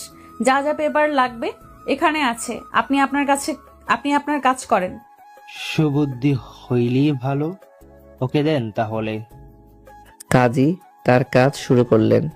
আবারও নতুন করে বিয়েটা হয়ে গেল। ইরা সবাইকে তার বাসায় নিয়ে এলো। আপনি যে এমনভাবে বিয়ে করলেন, আপনার বিজনেস পার্টনারগুলো তো জানলো না। আপনি না, তুমি করে বলো, আমি তোমার বউ। ওকে, তোমার এমনভাবে বিয়ে করা মানালো না। তোমার বিজনেস পার্টনারগুলো তো জানতেই পারলো না। একটা পার্টিতে সবাইকে ইনভাইট করে জানিয়ে দেব, ওগুলো নিয়ে তোমাকে ভাবতে হবে না। আম্মু কি করছে দেখি। আমিও যাব। দেখি বাসার কাজের মেয়ের সাথে বাসা ঘুরে ঘুরে দেখছে। বাহ, ভালো তো। তোমার কাজিন নেই না? মানে মামা, মামি, খালাম্মা, ফুপি, চাচা এরা? সবাই আছে, তবে কারোর সাথে আমার সম্পর্ক ভালো না। এই তুমি কেমন বলবা? আমার ক্যারেক্টার একদম বাজে। এই যে সোজাসুজি মুখের উপর সত্য কথা বলে দেই, সেটা বড় হোক বা ছোট হোক, তাই আমাকে কেউ পছন্দ করে না। আর তাই কারোর সাথে কোনো সম্পর্ক নেই। ও আচ্ছা, বুঝলাম। একা একা থাকতে খারাপ লাগতো না? কেন লাগবে না? আম্মুও নেই, আব্বুও নেই, কষ্ট প্লাস অনেক খারাপ লাগে, একাকিত্ব ফিল হয়। বাসার কাজের লোক আছে, অনেক আছে, তবু একা একা লাগে। আর চিন্তা নেই, এখন আম্মু পেয়ে গেছি। তোমার কোনো আম্মু নেই, আমার আম্মু। সত্যি এমন না এমন অভিনয় করছে? ছোট বাচ্চাদের মতো স্বভাব। দেখতে থাকি তাহলে বুঝতে পারবো। আচ্ছা নিয়ে যাও। নিয়েছি তো। আম্মু দেখি কাজের মেয়েটার সাথে বেশ গল্প জমিয়েছে। সেটাই তো দেখছি। সময়গুলো কেটে গিয়ে রাত হলো। তিনজনে একসাথে বসে খাবার খেলাম। মাকে একটা রুম দেখিয়ে দিয়েছে। যা মেডিসিন খেয়ে শুতে যাও। মেডিসিন শেষ হয়ে যাবে। আচ্ছা, আগামীকাল গিয়ে নিয়ে আসবো। আচ্ছা তুমি ঠিক মতো খেলে না যে, অসুস্থ কি তুমি? আমি ঠিক আছে, কেন জানি ঠিক মতো খেতে পারলাম না। রাত তো অনেক হয়েছে। আমি গিয়ে এবার ঘুমিয়ে পড়ি। আর রাত না জেগে তোমরাও ঘুমিয়ে যাও। জি আম্মু, আম্মু কোনো সমস্যা হলে জানাবেন। আর না মা, কোনো সমস্যা নেই। আর হলেও অবশ্যই বলবো, টেনশন করিও না। আমার অনেক ঘুম আসছে, আমি ঘুমিয়ে গেলাম। আল্লাহ হাফেজ। খাওয়া শেষ করে ছাদে চলো, এত সুন্দর হয়ে চাঁদ উঠেছে, মুহূর্তটাকে এনজয় করব। চলো। তারপর খাওয়া শেষ করে ছাদে চলে এলাম। দেখি সুন্দর একটা দোলনা আছে, ওখানে গিয়ে বসলাম। ইশারা করে আমাকে ইরা তার কোলে মাথা রাখতে বলল। আমিও দেরি না করে কোলে মাথা রেখে ওর দিকে তাকালাম। মনে হচ্ছে কত আগে থেকে আমাদের প্রেম চলছে, তাই না? সেটাই মনে হচ্ছে। আচ্ছা, তোমার আপন কেউ নেই? বংশের অনেকেই আছে, তবে নানির বাড়ির কারোর সাথে সম্পর্ক নেই। কারণ মা আব্বু রিলেশন করে বিয়ে করেছিল। শুনেছি নানারা নাকি অনেক বড়লোক ছিল, মাকে তারা ত্যায্য করে দিয়েছিল। আর আমার দাদা নাকি তাও বাড়ি থেকে আব্বা এবং মাকে বের করে দিয়েছিল। আব্বার কাছে কিছু টাকা ছিল, তাই তখন ওই জমিটুকু কিনে ওভাবে চলার মতো একটা বাড়ি করে আর ছোট একটা চাকরি করত। ওখান থেকেই তাদের চলতো। আমার বয়স যখন 10, তখন আব্বা অ্যাক্সিডেন্ট করে মারা যান। তারপর থেকে আমি কাজ করে যেমনভাবে পারি তেমন সংসার চালিয়েছি। কখনো খেতে পেয়েছি ঠিকমতো, কখনো পাইনি। তোমরা দেখি অনেক কিছু সহ্য করছো। আম্মু বেশি কষ্ট সহ্য করেছেন। আচ্ছা, তুমি কি তোমার নানির বাসার কাউকে চেনো, বা তোমার দাদার বাসার কাউকে? না, আমি কখনো দেখিনি, তো চিনব কিভাবে? চিনলে বলতাম যে আম্মু আর আব্বুকে এমন ভাবে কষ্ট দেওয়ার জন্য প্রতিশোধ নিয়ে নিতে। কেমন আব্বু আর আম্মুকে কষ্ট দিয়েছে, মেনে নিলে কি এমন ক্ষতি হতো? ছেলে মেয়ে সুখে থাকলে তো বাবা মায়ের সুখে থাকার কথা। আরে ওগুলো বাদ দাও, ওগুলো করার প্রয়োজন নেই। তবে সুযোগ পেলে আমিও ছাড়বো না। শুনেছিলাম তোমার নাকি একটা বয়ফ্রেন্ড ছিল। না, আসলে ছিল একটা প্রতারক শালা। 2-1 দিন পর পর টাকা চাইতো। টাকা কোনো ম্যাটার না, তবে একদিন অন্য বেডির সাথে আমার সামনে ধরা পড়ে যায়, সেদিনই ব্রেকআপ করে নিই। আমি তো তোমাকে এমনি মিথ্যা বললাম। কিন্তু আমি সত্য কথা বলতাম। তবে আগেই বলে দিচ্ছি, আমাকে এটা নিয়ে খোঁচা বানা। আচ্ছা ঠিক আছে, বললাম না কিছু। তোমার কেউ ছিল না, মিথ্যে বলবা না। আমার তো মনে হয় তোমার একটা না বেশ কয়েকটা গার্লফ্রেন্ড ছিল। আপনার মতো একজন ছিল, শালি চাকরিজীবী আর বড়লোক ছেলে দেখে আমাকে ভিখারি বলে গেছে। তুমিও কিন্তু এটা নিয়ে খোটা বানা। আচ্ছা ঠিক আছে, তবে এই বেটিকে ধন্যবাদ, তোমাকে রেখে চলে গেছে, তাই এখন তুমি আমার। আচ্ছা, ওরে এবং ওর বরকে একদিন ইনভাইট করি, কি বলো? যখন পার্টি দিরা তখন না হয় করা যাব। আর তোমার বয়ফ্রেন্ডও জমে যাবে, ডাকবা তাহলে আরো জমে। ঠিক ঠিক। আর আজকে এমন ভাবে গল্প করে করে রাত কাটাবা? আরে সেটাই তো। আচ্ছা ট্রাই ইট বলেই এক লাফে উঠে দাঁড়িয়ে গেছি। আমার এমনভাবে উঠাতে ঘাবড়ে গেল। আরে তেমন কিছুই হয়নি। তাহলে এমন ভাবে উঠলে কেন, কোনো সমস্যা? না তো, তবে দেখি বলেই ইরাকে কোলে তুলে নিলাম। কি হলো, এমন ভাবে তাকিয়ে আছো কেন? না, আসলে এখন অনেক লজ্জা করছে। রুমে চলো, সব লজ্জা নিজে গুটিয়ে পালিয়ে যাবে। কোলে নিয়ে চলে এলাম রুমে। বুকে মুখ লুকিয়ে রেখেছিল। এসে বিছানায় বসিয়ে বললাম, এমনভাবে রুম কবে কে সাজিয়েছে? কাজের লোক দিয়ে সাজিয়ে দিয়েছি। আচ্ছা, সেটা বড় কথা নয়। বড় কথা হচ্ছে আমার কিন্তু অনেক লজ্জা করছে। আচ্ছা, নতুন জীবনের শুরুটা কি ভালোভাবে শুরু করা বেটার না? তোমার কথা ঠিক বুঝলাম না, বুঝিয়ে বলো। নামাজ পড়ে নতুন জীবন শুরু করি। আচ্ছা তুমি নামাজ পড়ো? মা কিন্তু নামাজ না পড়লে সহ্য করতে পারে না। আমি যে এত বড় হবার পরে কত মাইর খেয়েছি তার ঠিক নেই। না, তবে আম্মুর থেকে সব শিখে নেব। আচ্ছা, যখন ও মন ভাবে বলছো, তখন চলো নামাজ পড়ে নেই। তারপর দরজা লাগিয়ে অজু করে নামাজ পড়ে এলাম। এরপর ওয়াশরুম না একটা আস্ত রুম বুঝলাম না, সেটা বড় কথা নয়। তারপর অজু করে এসে নামাজ পড়ে ঝাঁপিয়ে পড়লাম ইরার উপর। ঠোঁট থেকে শুরু করলাম, তারপর আস্তে আস্তে কাঁধে, তারপর না, তারপরে আর কিছু নেই। কিছুক্ষণ পরে দুজনের শরীরে উপর একটা মাত্র চাদর, শরীরে কোনো পোশাক নেই। এই চলো না আরেকবার হয়ে যাক। একেবারে কথা নেই, কাজ বেশি। তারপরে কিছু কিছু আর কি। পরের দিন সকালে, এই ওঠো গো, সকাল হয়ে গেছে। দেখো গিয়ে আম্মু রান্না বান্না শুরু করেছে। আমি রান্নাঘরে গিয়ে দেখি উনি রান্নাঘরে। হাত ধরে টান দিবে নখের উপর ফেলে দিয়ে বললাম, তুমি রান্নাও করো? যে রাধে সে চুলো বাঁধে। আমার খাবার আমি নিজে রেঁধে খাই। কপাল একটা চুমু দিয়ে বললাম, বাহ ভালোই তো। আমি ভাবলাম হয়তো এগুলো তুমি তোমার কাজের লোকজন করে। আমি আমার নিজের কাজগুলো নিজে করি। এখন ছেড়ে উঠে ফ্রেশ হয়ে নাও। ছাড়ো ছাড়ো। ছেড়ে দেওয়ার জন্য কি এমনভাবে ধরেছি নাকি? আচ্ছা আসো, আরেক রাউন্ড গেম খেলি। আগে জি না, এখন কোনো কিছুই হবে না, ছাড়ো আমাকে। আরে ছাড়ো না। একটু টেনে ঠোঁটের সাথে ঠোঁট মিলিয়ে কিস করতে লাগলাম। একটু পরে ছেড়ে দিতেই ছি, বাসি মুখে কিস করলো। ছাড়ো বলছি, ছাড়ো। আরো শক্ত করে টেনে উপরে শুয়ে বললাম, আমি তো ছাড়ছি না। দরজা খোলাই আছে, কাজের লোকজন এইদিকে কেউ আসবে না, কিন্তু আম্মু তো ডাকতে আসতে পারে। ছাড়ো বলছি, ছাড়ো। আরে ছাড়ো না। রাতে এত দুষ্টুমি করেও এখন আবার শুরু করেছে। কে শুনে কার কথা? ঠোঁটে একটা চুমু দিয়ে বললাম, মা রান্নাঘরে আছে, আসবে না? যদি চলে আসে? আরে ওঠো না তুমি। আচ্ছা ঠিক আছে, ছেড়ে দিলাম। কিন্তু ছাড়ার আগে আবার ঠোঁটে ঠোঁট লাগিয়ে কিস করতে শুরু করি। একটু পরে ছেড়ে দিয়ে বললাম, যাও এবার আমিও উঠে ফ্রেশ হয়ে নেই।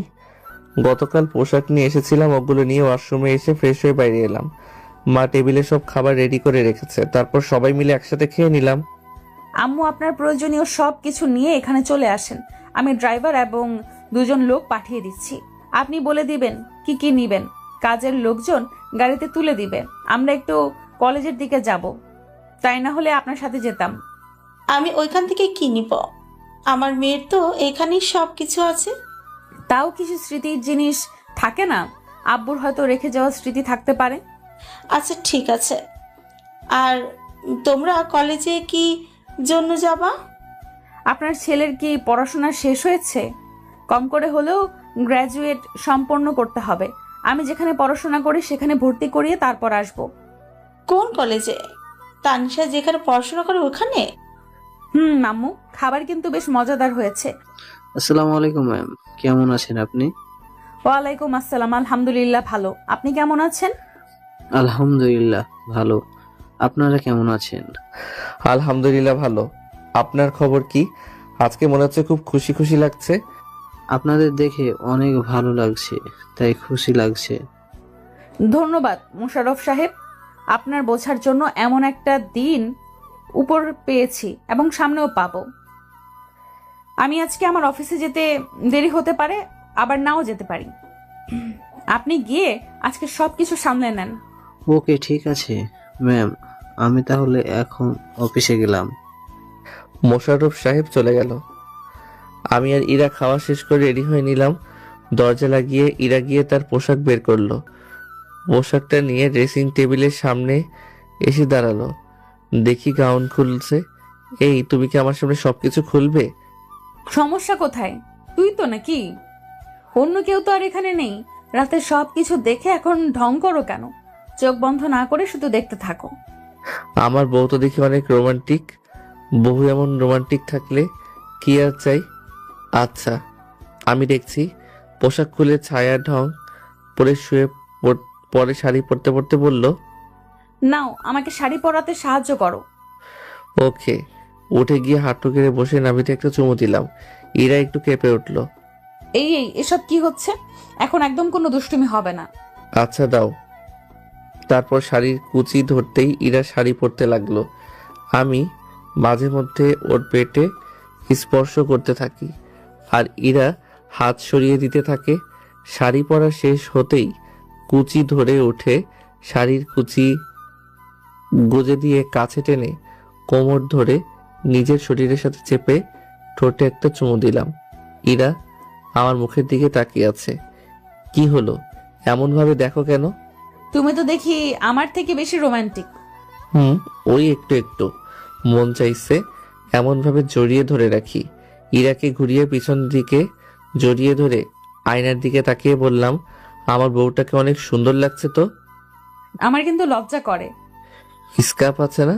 নীল একটা স্কার্ফ বা হিজাব হলে আমার বউটাকে আরো সুন্দর লাগতো। ও নীলপরি মনে হতো। না আসলে আমার কাছে কোনো স্কার্ফ বা হিজাব কিছুই নেই। কিনে নিতে হবে। চুল থেকে কি সুন্দর ঘ্রাণ আসছে, পাগল করে দিচ্ছে। ইচ্ছে করছে এমন ভাবে জড়িয়ে ধরে থাকি। হয়েছে, এখন আর বেশি প্রেম দেখাতে হবে না, এখন চলো। ওকে চলো। ঘুরিয়ে কপালে একটা চুমু দিয়ে বললাম, শাড়ি ভালোভাবে পরা হয়েছে নাকি দেখি। হয়েছে। আগে মার্কেটে গিয়ে হিজাব নিয়ে পরে তারপর কলেজের দিকে যাওয়া হবে। আগে যে যে দেখেছে, এখন থেকে শুধু আমার বউকে আমি দেখব, অন্য কেউ দেখতে পারবে না। বোরখা পরতে হবে, শাড়ি গাউন, আর সব বাসায় যখন তখন পরবা, আর বাইরে গেলে শুধু বোরখা। আমি শুধু আমার বউকে দেখব। তাই ঠিক আছে জনাব, আপনার কথা মতো এই কাজ হবে। এখন চলুন তো।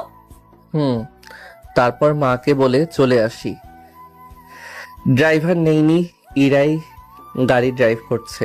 একটু পরে মার্কেটে চলে আসি, এসে একটা হিজাব নিয়ে পরে নিল। এই এখন অনেক সুন্দর লাগছে, এবার যাওয়া যাক। তারপর আমার কলেজে এসে সার্টিফিকেট থেকে আরো সবকিছু নিয়ে ওর ভার্সিটিতে এলাম। আমি বললে নিশ্চিত আজকে এগুলো পেতাম না। ইরা সাথে ছিল, সেই পেয়ে গেছি। বিজনেসম্যান, একটা পাওয়ার আর সম্মান তো আছেই। তারপর ওখান থেকে ওনাদের ভার্সিটিতে চলে এলাম। কত স্বপ্ন সবার এখানে পড়াশোনা করার। দুজনে একসাথে হেঁটে আসতে লাগলাম, তখনই কয়েকটা মেয়ে এলো। দেখি তানিশা আপু আছে। কিরে এরা, এটা তোর কাজিন নাকি? দেখতে কত কিউট। সিঙ্গেল আছে নাকি? না, বিবাহিত। কি বলিস বিবাহিত? দেখে তো পিচ্চি মনে হচ্ছে। আরে বল না, এটা কে তোর? ক্রাশ খেয়েছি। তাহলে বাস খেয়ে নে, এটা আমার হাজবেন্ড, গতকাল বিয়ে করেছি। মজা করছিস আমাদের সাথে? তুই বিয়ে করলি, আমরা কেউ জানলামই না। আরে সত্যি বল না, এটা কে তোর? সত্যি এটা ওর বর, গতকাল বিয়ে হয়েছে। তোদের বলি না আমার একটা ভাই আছে, এটাই সেটা। তানিশা আপুর কথা শুনে সবাই এবার অবাক হয়ে ইরার দিকে তাকিয়ে আছে। তুই বিয়ে করে নিয়েছিস সত্যি? আর বিয়ে করলি তো করলি, তোর থেকে ছোটকে? তো সমস্যা কোথায়? আবার এই পিচ্চিকে দেখি নাকি ক্রাশ খেলি নাকি? তারপর আরো কত কি। আর ছোট বলে কি পারে না নাকি? কোথায় কোনো সমস্যা হলো না তো, কত সুন্দরভাবেই ফার্স্ট নাইট কাটিয়ে দিলাম। আচ্ছা তোমরা কথা বলো, আমি এখান থেকে যাই। তোর পিচ্ছি বরকে এমনভাবে লজ্জা দিলি যে চলে যেতেই চাইছে। আচ্ছা, এমনভাবে বিয়ে করলি কেন? কিছু সমস্যার জন্য এমনভাবে বিয়ে করা, তবে সবাইকে ইনভাইট করে জানিয়ে দিব, সমস্যা নেই। ও আচ্ছা, তানিশা মনে হয় এটা জানতো, তাই না? জানতো, তবে তাকে বারণ করেছিলাম, তাই তোদের কিছু বলেনি। আচ্ছা, আমরা প্রিন্সিপালের রুম থেকে আসছি। বাচ্চা মানুষ তো, পড়াশোনা করেনি, তাই ভর্তি করিয়ে দেই। যা যা, দূর হ। দেখি তানিশা আপু, ওই আপুর মুখ চেপে ধরেছে। এদের মুখে কোনো কিছুই আটকায় না, ওটা বললেও খাওয়া হবে, না বললেও খাওয়া হবে। চলো চলো, এদের কাছে থাকলে লজ্জা ছাড়া আর কিছুই পাবা না। ইরা আমার হাত ধরে টানতে টানতে নিয়ে যেতে লাগলো। সব কয়টা হাসাহাসি করছে। এদের সাথে থাকলে লজ্জা ছাড়া আর কিছুই পাবে না। খুব বুঝতে পারছি। তারপর প্রিন্সিপালের সাথে কথা বলে কাজ শেষ করে চলে আসি। প্রিন্সিপাল বলল আগামীকাল থেকেই নাকি ক্লাস করতে পারি। দেখি ওই আপুগুলো এখনো দাঁড়িয়ে আছে, ওদের কাছে যেতেই। চলে যাবি? একটু মার্কেটে যাব, তারপরে ওখান থেকে অফিসে যেতে হবে। আচ্ছা, আমাদের দুলাভাইকে রেখে যা, একটু আদর যত্ন খেয়ে যাবে। চুপ, আমার পিচ্ছি কিউট বরের দিকে একদম নজর দিবি না, দিলে তোদের সব কয়টার খবর আছে। আর তানিশা, নজর রাখা তোর দায়িত্ব থাকলো। আহা, এমন করছিস কেন? তোর বয়ফ্রেন্ড নিয়ে বলতাম তখন তো এমন মাইন্ড করতি না, তখন কত কি বলতিস, আর এখন দিতে চাইছিস না কেন? থাক তোরা, আমরা যাই, এই চলো।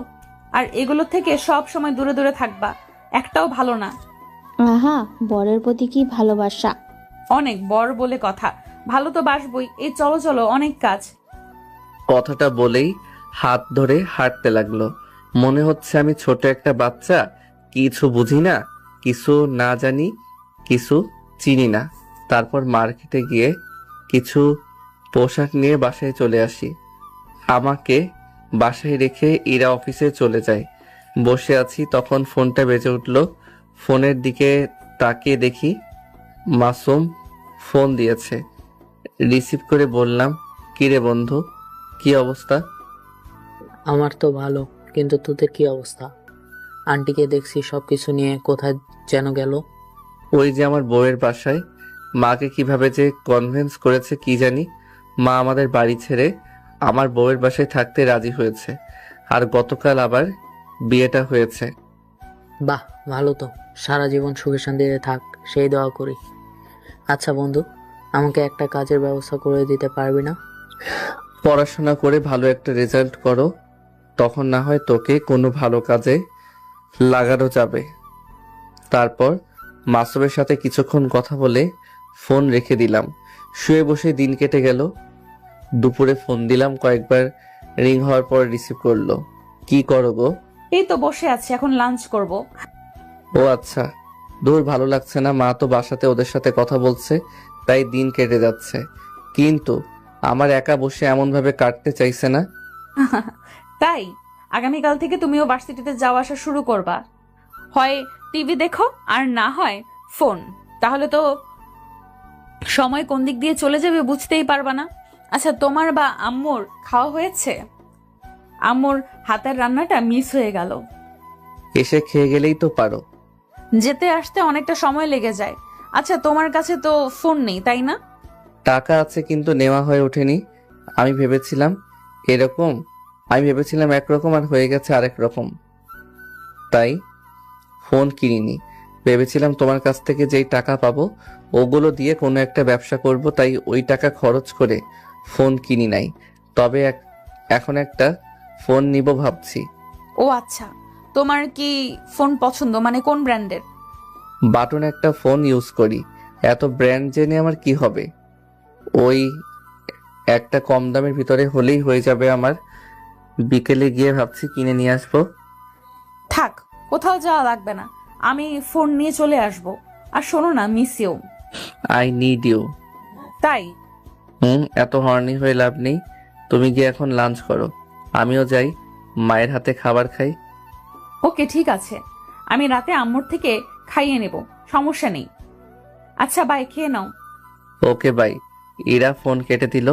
আমি ফোন রেখে বাইরে এসে আমি আর মা খাবার খেয়ে নিলাম। রুমে এসে দিলাম ঘুম থেকে উঠে ফ্রেশ হয়ে ছাদে এসে দোলনায় বসে আছি চুপচাপ, আর চারপাশে গাছপালা দেখছি।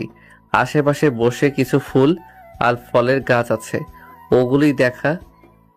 এখন বিকেলে পাখিগুলো কিচিরমিচির আওয়াজ করছে, শুনতে ভালোই লাগছে। বাতাসে ফুলের সুবাস কেমন একটা মাতাল করে দিচ্ছে। এমন সুবাস আসছে কোথা থেকে? বাম সাইডে তাকিয়ে দেখি বেশ কয়েকটা বেলি ফুলের গাছ। রাতে তো এইসব খেয়াল করিনি। পাশে ওই রকম ফুল থাকলে কি অন্য ফুলের দিকে নজর যায় নাকি?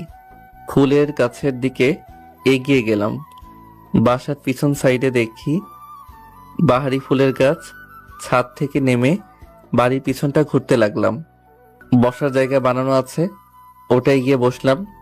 বেশ কিছুক্ষণ পরে ফোনটা বেজে উঠল। ফোনের দিকে তাকিয়ে দেখি ইরা ফোন দিয়েছে। রিসিভ করতেই, কোথায় আছো তুমি? এই তো বাড়ির পিছন দিকে। তুমি কোথায়? আমি বাসায়, রুমে। ও আচ্ছা, আসছি, ওয়েট। ফোন কেটে চলে আসি। এসে রুমে এসে দেখি বিছানায় বসে আছে। কি ব্যাপার, কি অবস্থা? এই তো ভালো। খুব ফুরফুরে মেজাজে আছো মনে হচ্ছে। ওই একটু। ইরা একটা ব্যাগ হাতে ধরিয়ে দিল। দেখি একটা ফোন বের করে বুঝতে পারছি বেশ অনেক দামি ফোন আছে। এত দামি ফোন নেওয়ার কি খুব প্রয়োজন ছিল? যত নিয়েছে, এখন থেকে এটা ইউজ করবা। আর এখন একটা চুমু দাও। I am hungry, I need your kiss. হ্যাঁ, কিস খেয়ে পেট ভর্তি হয় নাকি? শোনা, আবার তোমার ঠোঁট দরকার, তোমার চুম্বন দরকার, তোমার আলিঙ্গন চাই। দরজা আটকে এসে শুরু হলো ঠোঁটের উপর অ্যাটাক। একটু পরে ছেড়ে দিয়ে কপালে একটা চুমু দিয়ে বললাম, হয়েছে? বাকিটা রাতের জন্য রেখে দিলাম। মাথায় শুধু এখন এগুলো ঘুরে বেড়ায়, তাই তো? রেখে দিলাম। ইয়া বেবি, আর আমার একটা বেবি লাগবে। এত তাড়াতাড়ি? আমি তো এখনো বেবি হয়ে আছি, কম করে আরো 3 বছর পরে। আচ্ছা ওইসব বাদ দাও, চেঞ্জ করে ফ্রেশ হয়ে নাও। আমি ততক্ষণে ফোন দেখি। ইরা চেঞ্জ করে ফ্রেশ হতে গেল। আমি আমার ফোন থেকে সিম কার্ডটা খুলে যেটা নিয়ে এলো এটাই লাগিয়ে নিলাম। এমন ভাবে আজকে পার হয়ে গেল। পরের দিন সকালে উঠে, এই তোমার হয়েছে? ভেতরে চলে আসো। না, তুমি ফ্রেশ হয়ে বের হয়ে এসো, তারপর আমি ভিতরে যাব। তখনই দরজা খোলার শব্দ পেলাম। কিছু না বলেই হাত ধরে টেনে দরজা লাগিয়ে দিয়ে দেওয়ালের সাথে চেপে ধরে বলল, মাঝে মধ্যে এমন আনরোমান্টিক হয়ে যাও কেন? সব সময় রোমান্টিক মুডে থাকলে কি চলে নাকি? দুজনে একসাথে শাওয়ার নিয়ে বের হলাম। ইরা আজকেও শাড়ি পরলো। আমার যা কাজ, হি হি হি, একটু পরে খেতে আসি। খাওয়া শেষ করে বললাম, মা থাকো, যাই ভার্সিটিতে। আম্মু থাকেন, যাই। দুজনই সাবধানে যাওয়া আসা করবা। বেঁচে থাকার সম্বল আগে একজন ছিল, এখন দুইজন হয়েছ। কিন্তু আমি কাউকে হারাতে চাই না। দুজনই সাবধানে যাওয়া আসা করবে, ওকে? ইরা গিয়ে মাকে জড়িয়ে ধরলো। চোখে পানি চিকচিক করছে। পাগল মেয়ে, কান্না করে কেন? খুশিতে আম্মু, আমি এগুলো মিস করে দিয়েছি, এগুলো মিস করেছি। আমি তখন বুঝিনি আব্বু আম্মু কি, নিজের মন মতো চলেছি। এখন আমার অনেক আফসোস হয়, কষ্ট হয়। এখন আর করতে হবে না, আর কষ্ট পেতেও হবে না। আমি তো আছি, তাই না? যদিও আমি আছি, কিন্তু আপন মা বাবার মতো তো হতে পারবো না। তবে আমার যতটুকু শক্তি আছে সেটা দিয়ে দুজনকে আগলে রাখবো, ভালোবাসা, আদর, যত্ন করব। আর ভুল করলে নিজের মেয়ের মতো করে কিন্তু শাসন করতে হবে। আচ্ছা ঠিক আছে, এবার কান্না থামাও, অনেক কান্না করলাম। দুজনেই সাবধান হয়ে যাও, ওকে? আল্লাহ হাফেজ। আল্লাহ হাফেজ। মা ইরার গালে একটা চুমু দিল। আমি গিয়ে গালে এগিয়ে দিতে আস্তে করে একটা থাপ্পড় দিয়ে বলল, যা সর, আর এখন ভার্সিটিতে যা। যাচ্ছি যাচ্ছি, এখন অন্যজনকে পেয়ে তো আমাকে ভুলে যাবাই। আচ্ছা থাকো, আল্লাহ হাফেজ। এই চলো চলো। তারপর দুজনে চলে আসি। গাড়ি থেকে নামতে যাব, তখন ইরা ইশারা দিয়ে গাল দেখিয়ে দিচ্ছে। এগিয়ে দুই গালে আর কপালে একটা চুমু দিয়ে বললাম, এবার হয়েছে খুব। আর ভুলেও মেয়েদের সাথে কথা বলবা না। আচ্ছা যাও। আমি গাড়ি থেকে নেমে গেলাম। ইরা চলে গেল। ভার্সিটির ভিতরে একটা ভাব নিয়ে প্রবেশ করলাম। দোস্ত, ছেলেটা কত হ্যান্ডসাম, কত কিউট, দেখছিস? এর আগে তো দেখি নাই। নতুন নাকি? ফার্স্ট ইয়ারের মাঝামাঝি এখন কেউ ভর্তি হয় নাকি? হয়তো ট্রান্সফার নিয়ে এসেছে। বড়লোকস আছে মনে হয় অনেক। সব ব্র্যান্ডের পোশাক আর শু পড়াতে পারলে গিয়ে পটিয়ে নেয়, জীবন একেবারে ঝাঁকানাকা হয়ে যাবে। সেটাই তো দেখছি, দাঁড়া গিয়ে দেখছি। আচ্ছা যদি গার্লফ্রেন্ড থাকে তখন কি হবে? থাকতেই পারে, সমস্যা কোথায়? সব আমি ভাগিয়ে দিব। যা যা, না হলে তোর আগে কেউ প্রপোজ করে বসে থাকবে। হাঁটতে হাঁটতে আসছি, তখন সামনে এসে একটা মেয়ে এসে দাঁড়ালো। এই যে হিরো, ভার্সিটিতে আজকে নতুন মনে হচ্ছে। জি, আজকে নতুন ট্রান্সফার হয়ে এসেছি। বাহ, আচ্ছা, আই লাভ ইউ। প্রথম দেখাতেই আপনাকে ভালো লেগেছে? মুচকি হেসে বললাম, আমি বিবাহিত। বিশ্বাস হলো না? এই বয়সে কে বিয়ে করে শুনি? লাইফ এনজয় করবে, তারপরে বিয়ে শাদী। সত্যি আমি বিবাহিত। বিশ্বাস হলো না? আপনি মিথ্যা বলছেন। সরাসরি বলেন যে পছন্দ না। এমনভাবে মিথ্যা বলার প্রয়োজন কি আছে? আচ্ছা, আপনাকে মিথ্যা বলে আমার লাভ কোথায়? আপনি কত কিউট আছেন, সুন্দর আছেন, কেউ কি রিজেক্ট করতে পারবে? সিঙ্গেল থাকলে তো আমি আপনার প্রস্তাবে এতক্ষণে রাজি হয়ে যেতাম। সমস্যা নেই, তাও প্রেম করব। এই সেমরি, কার জিনিসের দিকে হাত দিচ্ছিস জানিস তুই? জানতে পারলে তোর চোখ তুলে হাতে ধরিয়ে দিবে। আপু, আপনি? আর আমার বান্ধবী ইরাকে তুই তো ভালোভাবেই চিনিস। না চেনার কি আছে? আজ তো একটা গুন্ডি। ওই সিনিয়র ভাইয়াটা কি যেন বলেছিল, তখন এমনভাবে মার দিল যে হাত ভেঙে দিয়েছে। এমনভাবে কেউ কাউকে মারে? কিন্তু আপনার বান্ধবীর সাথে এনার সম্পর্ক কোথায়? এটা ওর বর। সামান্য গালি দেওয়ার কারণে যদি মারে, তাহলে এই দিকে চোখ দিলে তোর কি অবস্থা হবে ভাব। তোর চোখ তুলে তো মার্বেল খেলবে। মেয়েটা আর কোনো উত্তর দিল না, এক প্রকার দৌড়ে চলে গেল। আমার বউয়ের এসব গুণও আছে, না জানি আর কি কি গুণ আছে। তো দুলাভাই, কি অবস্থা আপনার? আমার বান্ধবীকে সুখ দিতে পারছেন তো? তানিশা আপু আছে তাই আপনাকে কিছু বললাম না। উনি আমার বড় বোন বলে কথা, না হলে উত্তরটা ভালোভাবেই দিয়ে দিতাম। আর আপনার বান্ধবীকে জিজ্ঞেস করলে পেয়ে যাবেন। তাই? আচ্ছা বলেন, কেমন আছেন আপনি? আলহামদুলিল্লাহ ভালো, আপনারা? আলহামদুলিল্লাহ ভালো। কিরে, তোর বউ তো দেখি তোকে ভালোই আপডেট করে দিয়েছে। তোর আর আমাকে একটা ট্রিট দেওয়া দরকার। আপনাকে কখন ট্রিট দেয় না বলেন? ওই রকম বড় কিছু দিতে পারি না, কিন্তু আমি আমার সাধ্য অনুযায়ী তো দেই। সেটা ঠিক আছে, এবার বড় কিছু গিফট লাগবে। আচ্ছা, তাহলে স্যারের সাথে কথা বলবো, সমস্যা নেই। স্যার আর আমি মিলে গিফটের ব্যবস্থা করে দিব। কুত্তা থাক, তোর গিফট দেওয়া লাগবে না। আচ্ছা, আন্টি কেমন আছে? শরীরের অবস্থা কেমন? আলহামদুলিল্লাহ ভালো। তোমার বাসার সবাই কেমন আছে? আচ্ছা, ফার্স্ট ইয়ারের কোনটা ক্লাস? সবাই ভালো। 3 তলা সিঁড়ি দিয়ে উঠেন, ডান পাশের রুমটা।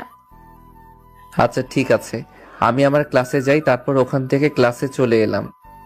বান্ধবী কি হলো, গেলি আর চলে আসলি যে? সুস্থ থাকলে অনেক ভালো ছেলে পাওয়া যাবে। এর দিকে নজর না দেওয়া আমার জন্য সব থেকে ভালো। এমন কথা বলিস কি জন্য? বেডা বিবাহিত, আর ওই যে 4র্থ বর্ষের একটা গুন্ডি ছিল না, ইরা, যদিও কয়েক মাস থেকে ভার্সিটিতে আসে না, ওটা ওর বর।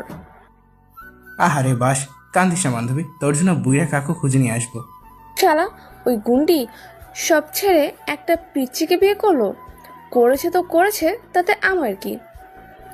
মনে হয় 1ম বর্ষের, মানে আমাদের সাথেই পড়ে। তাহলে তো বন্ধুত্ব করাই যায়। সেটা যাই। আচ্ছা ক্লাসে চল। চুপ করে বসে আছে। একটু পরে ওই মেয়েটা এবং আরো কয়েকজন এলো। হ্যালো, আমি নোমান, তোমার নাম কি? আমি আকাশ আহমেদ নীল। আমার বান্ধবী নিধি। এই যে এটা ক্রাশ খেয়ে প্রপোজ করতে গেল, কিন্তু আসলে বাস খেয়ে ফিরে এলো। করি, চুপ করবি তুই? আচ্ছা, ফ্রেন্ড তো হওয়াই যায়, তাই না? ফ্রেন্ড হওয়া যায়। আচ্ছা, আজকে থেকে ফ্রেন্ড, তবে হুট করেই তুই করে বলতে পারবো না, ওটা বলার জন্য সময় দিতে হবে। আচ্ছা ঠিক আছে, আজকে থেকে আমরা বন্ধু। সেই যে আমার ভার্সিটি জীবন শুরু হলো, কিন্তু 3 বছরের মাথায় পড়াশোনার পিছনে বাঁশ গুজে দিয়ে দাঁড় করিয়ে রেখেছি, কারণ আমার কিউট একটা মেয়ে হয়েছে। তাই আমারে অফিসে যাওয়া লাগে বেশ কয়েক মাস থেকে। এই 3 বছরের ভিতরে ঝগড়া, রাগ, অভিমান সবকিছু ছিল। মাঝে মধ্যে মেয়েরা প্রপোজ করলে আমার পরিচয় জানার পর সাহস পাইনি আর কিছু বলতে। বুঝতে পারছি ওর এই ভার্সিটিতে বেশ দাপট ছিল। রাজনীতির সাথে জড়িত আছে কিনা জিজ্ঞেস করাতে বলে, আমার বিজনেস রেখে রাজনীতি করতে যাব কোন দুঃখে? সব পয়সার খেলা, বুঝেছো? টাকা আছে মানে এমপি ওসি থেকে সবাইকে পকেটে রাখতে পারবা। ভার্সিটিতে থাকতে অনেক কিছুই ঘটেছিল, ওগুলো অন্য কোনো একদিন বলবো। অফিসে থেকে এসে দেখি মা, ইরা আর আমার মেয়ে বসে আছে। আমার মেয়ের নাম অনামিকা তাবাসসুম ইম্মো। আমি গিয়ে আমার মেয়েকে মায়ের কোলে থেকে তুলে নিয়ে ইরার পাশে বসলাম। এইগুলো চেঞ্জ না করে বসলে যে? আরে পরে চেঞ্জ করা যাবে, এখন আমি আমার মেয়েকে একটু আদর করে দেই। সেটাই করো। আমাকে তো তুমি এখন ভুলেই গেছো। আমার থেকে মেয়েকেই বেশি সময় দিচ্ছ। যদি জানতাম মেয়ে হবে তাহলে বেবি নিতাম না। আমার ভালোবাসার বেশি অংশের ভাগই বসিয়ে দিয়েছে। তাই না? পাশে তাকিয়ে দেখি মা উঠে চলে গেছে কবেই। সোনা, তোমার এত ভালোবাসবো, আদর করবো রাত 12টার পরে। ভালোবাসা আদর জমে তো রাত 12টার পরে। লাগবে না তোমার ভালোবাসা। তোমার ভালোবাসা তোমার কাছেই রাখো। আচ্ছা ঠিক আছে, ভালোবাসা আদর যত্ন সব আগের মতোই হয়ে যাবে। দিনগুলো এমন আনন্দের মধ্যে দিয়ে যেতে লাগলো। আমাদের জন্য সবাই দোয়া করবেন যেন এমনভাবে সুখে শান্তিতে থাকতে পারি।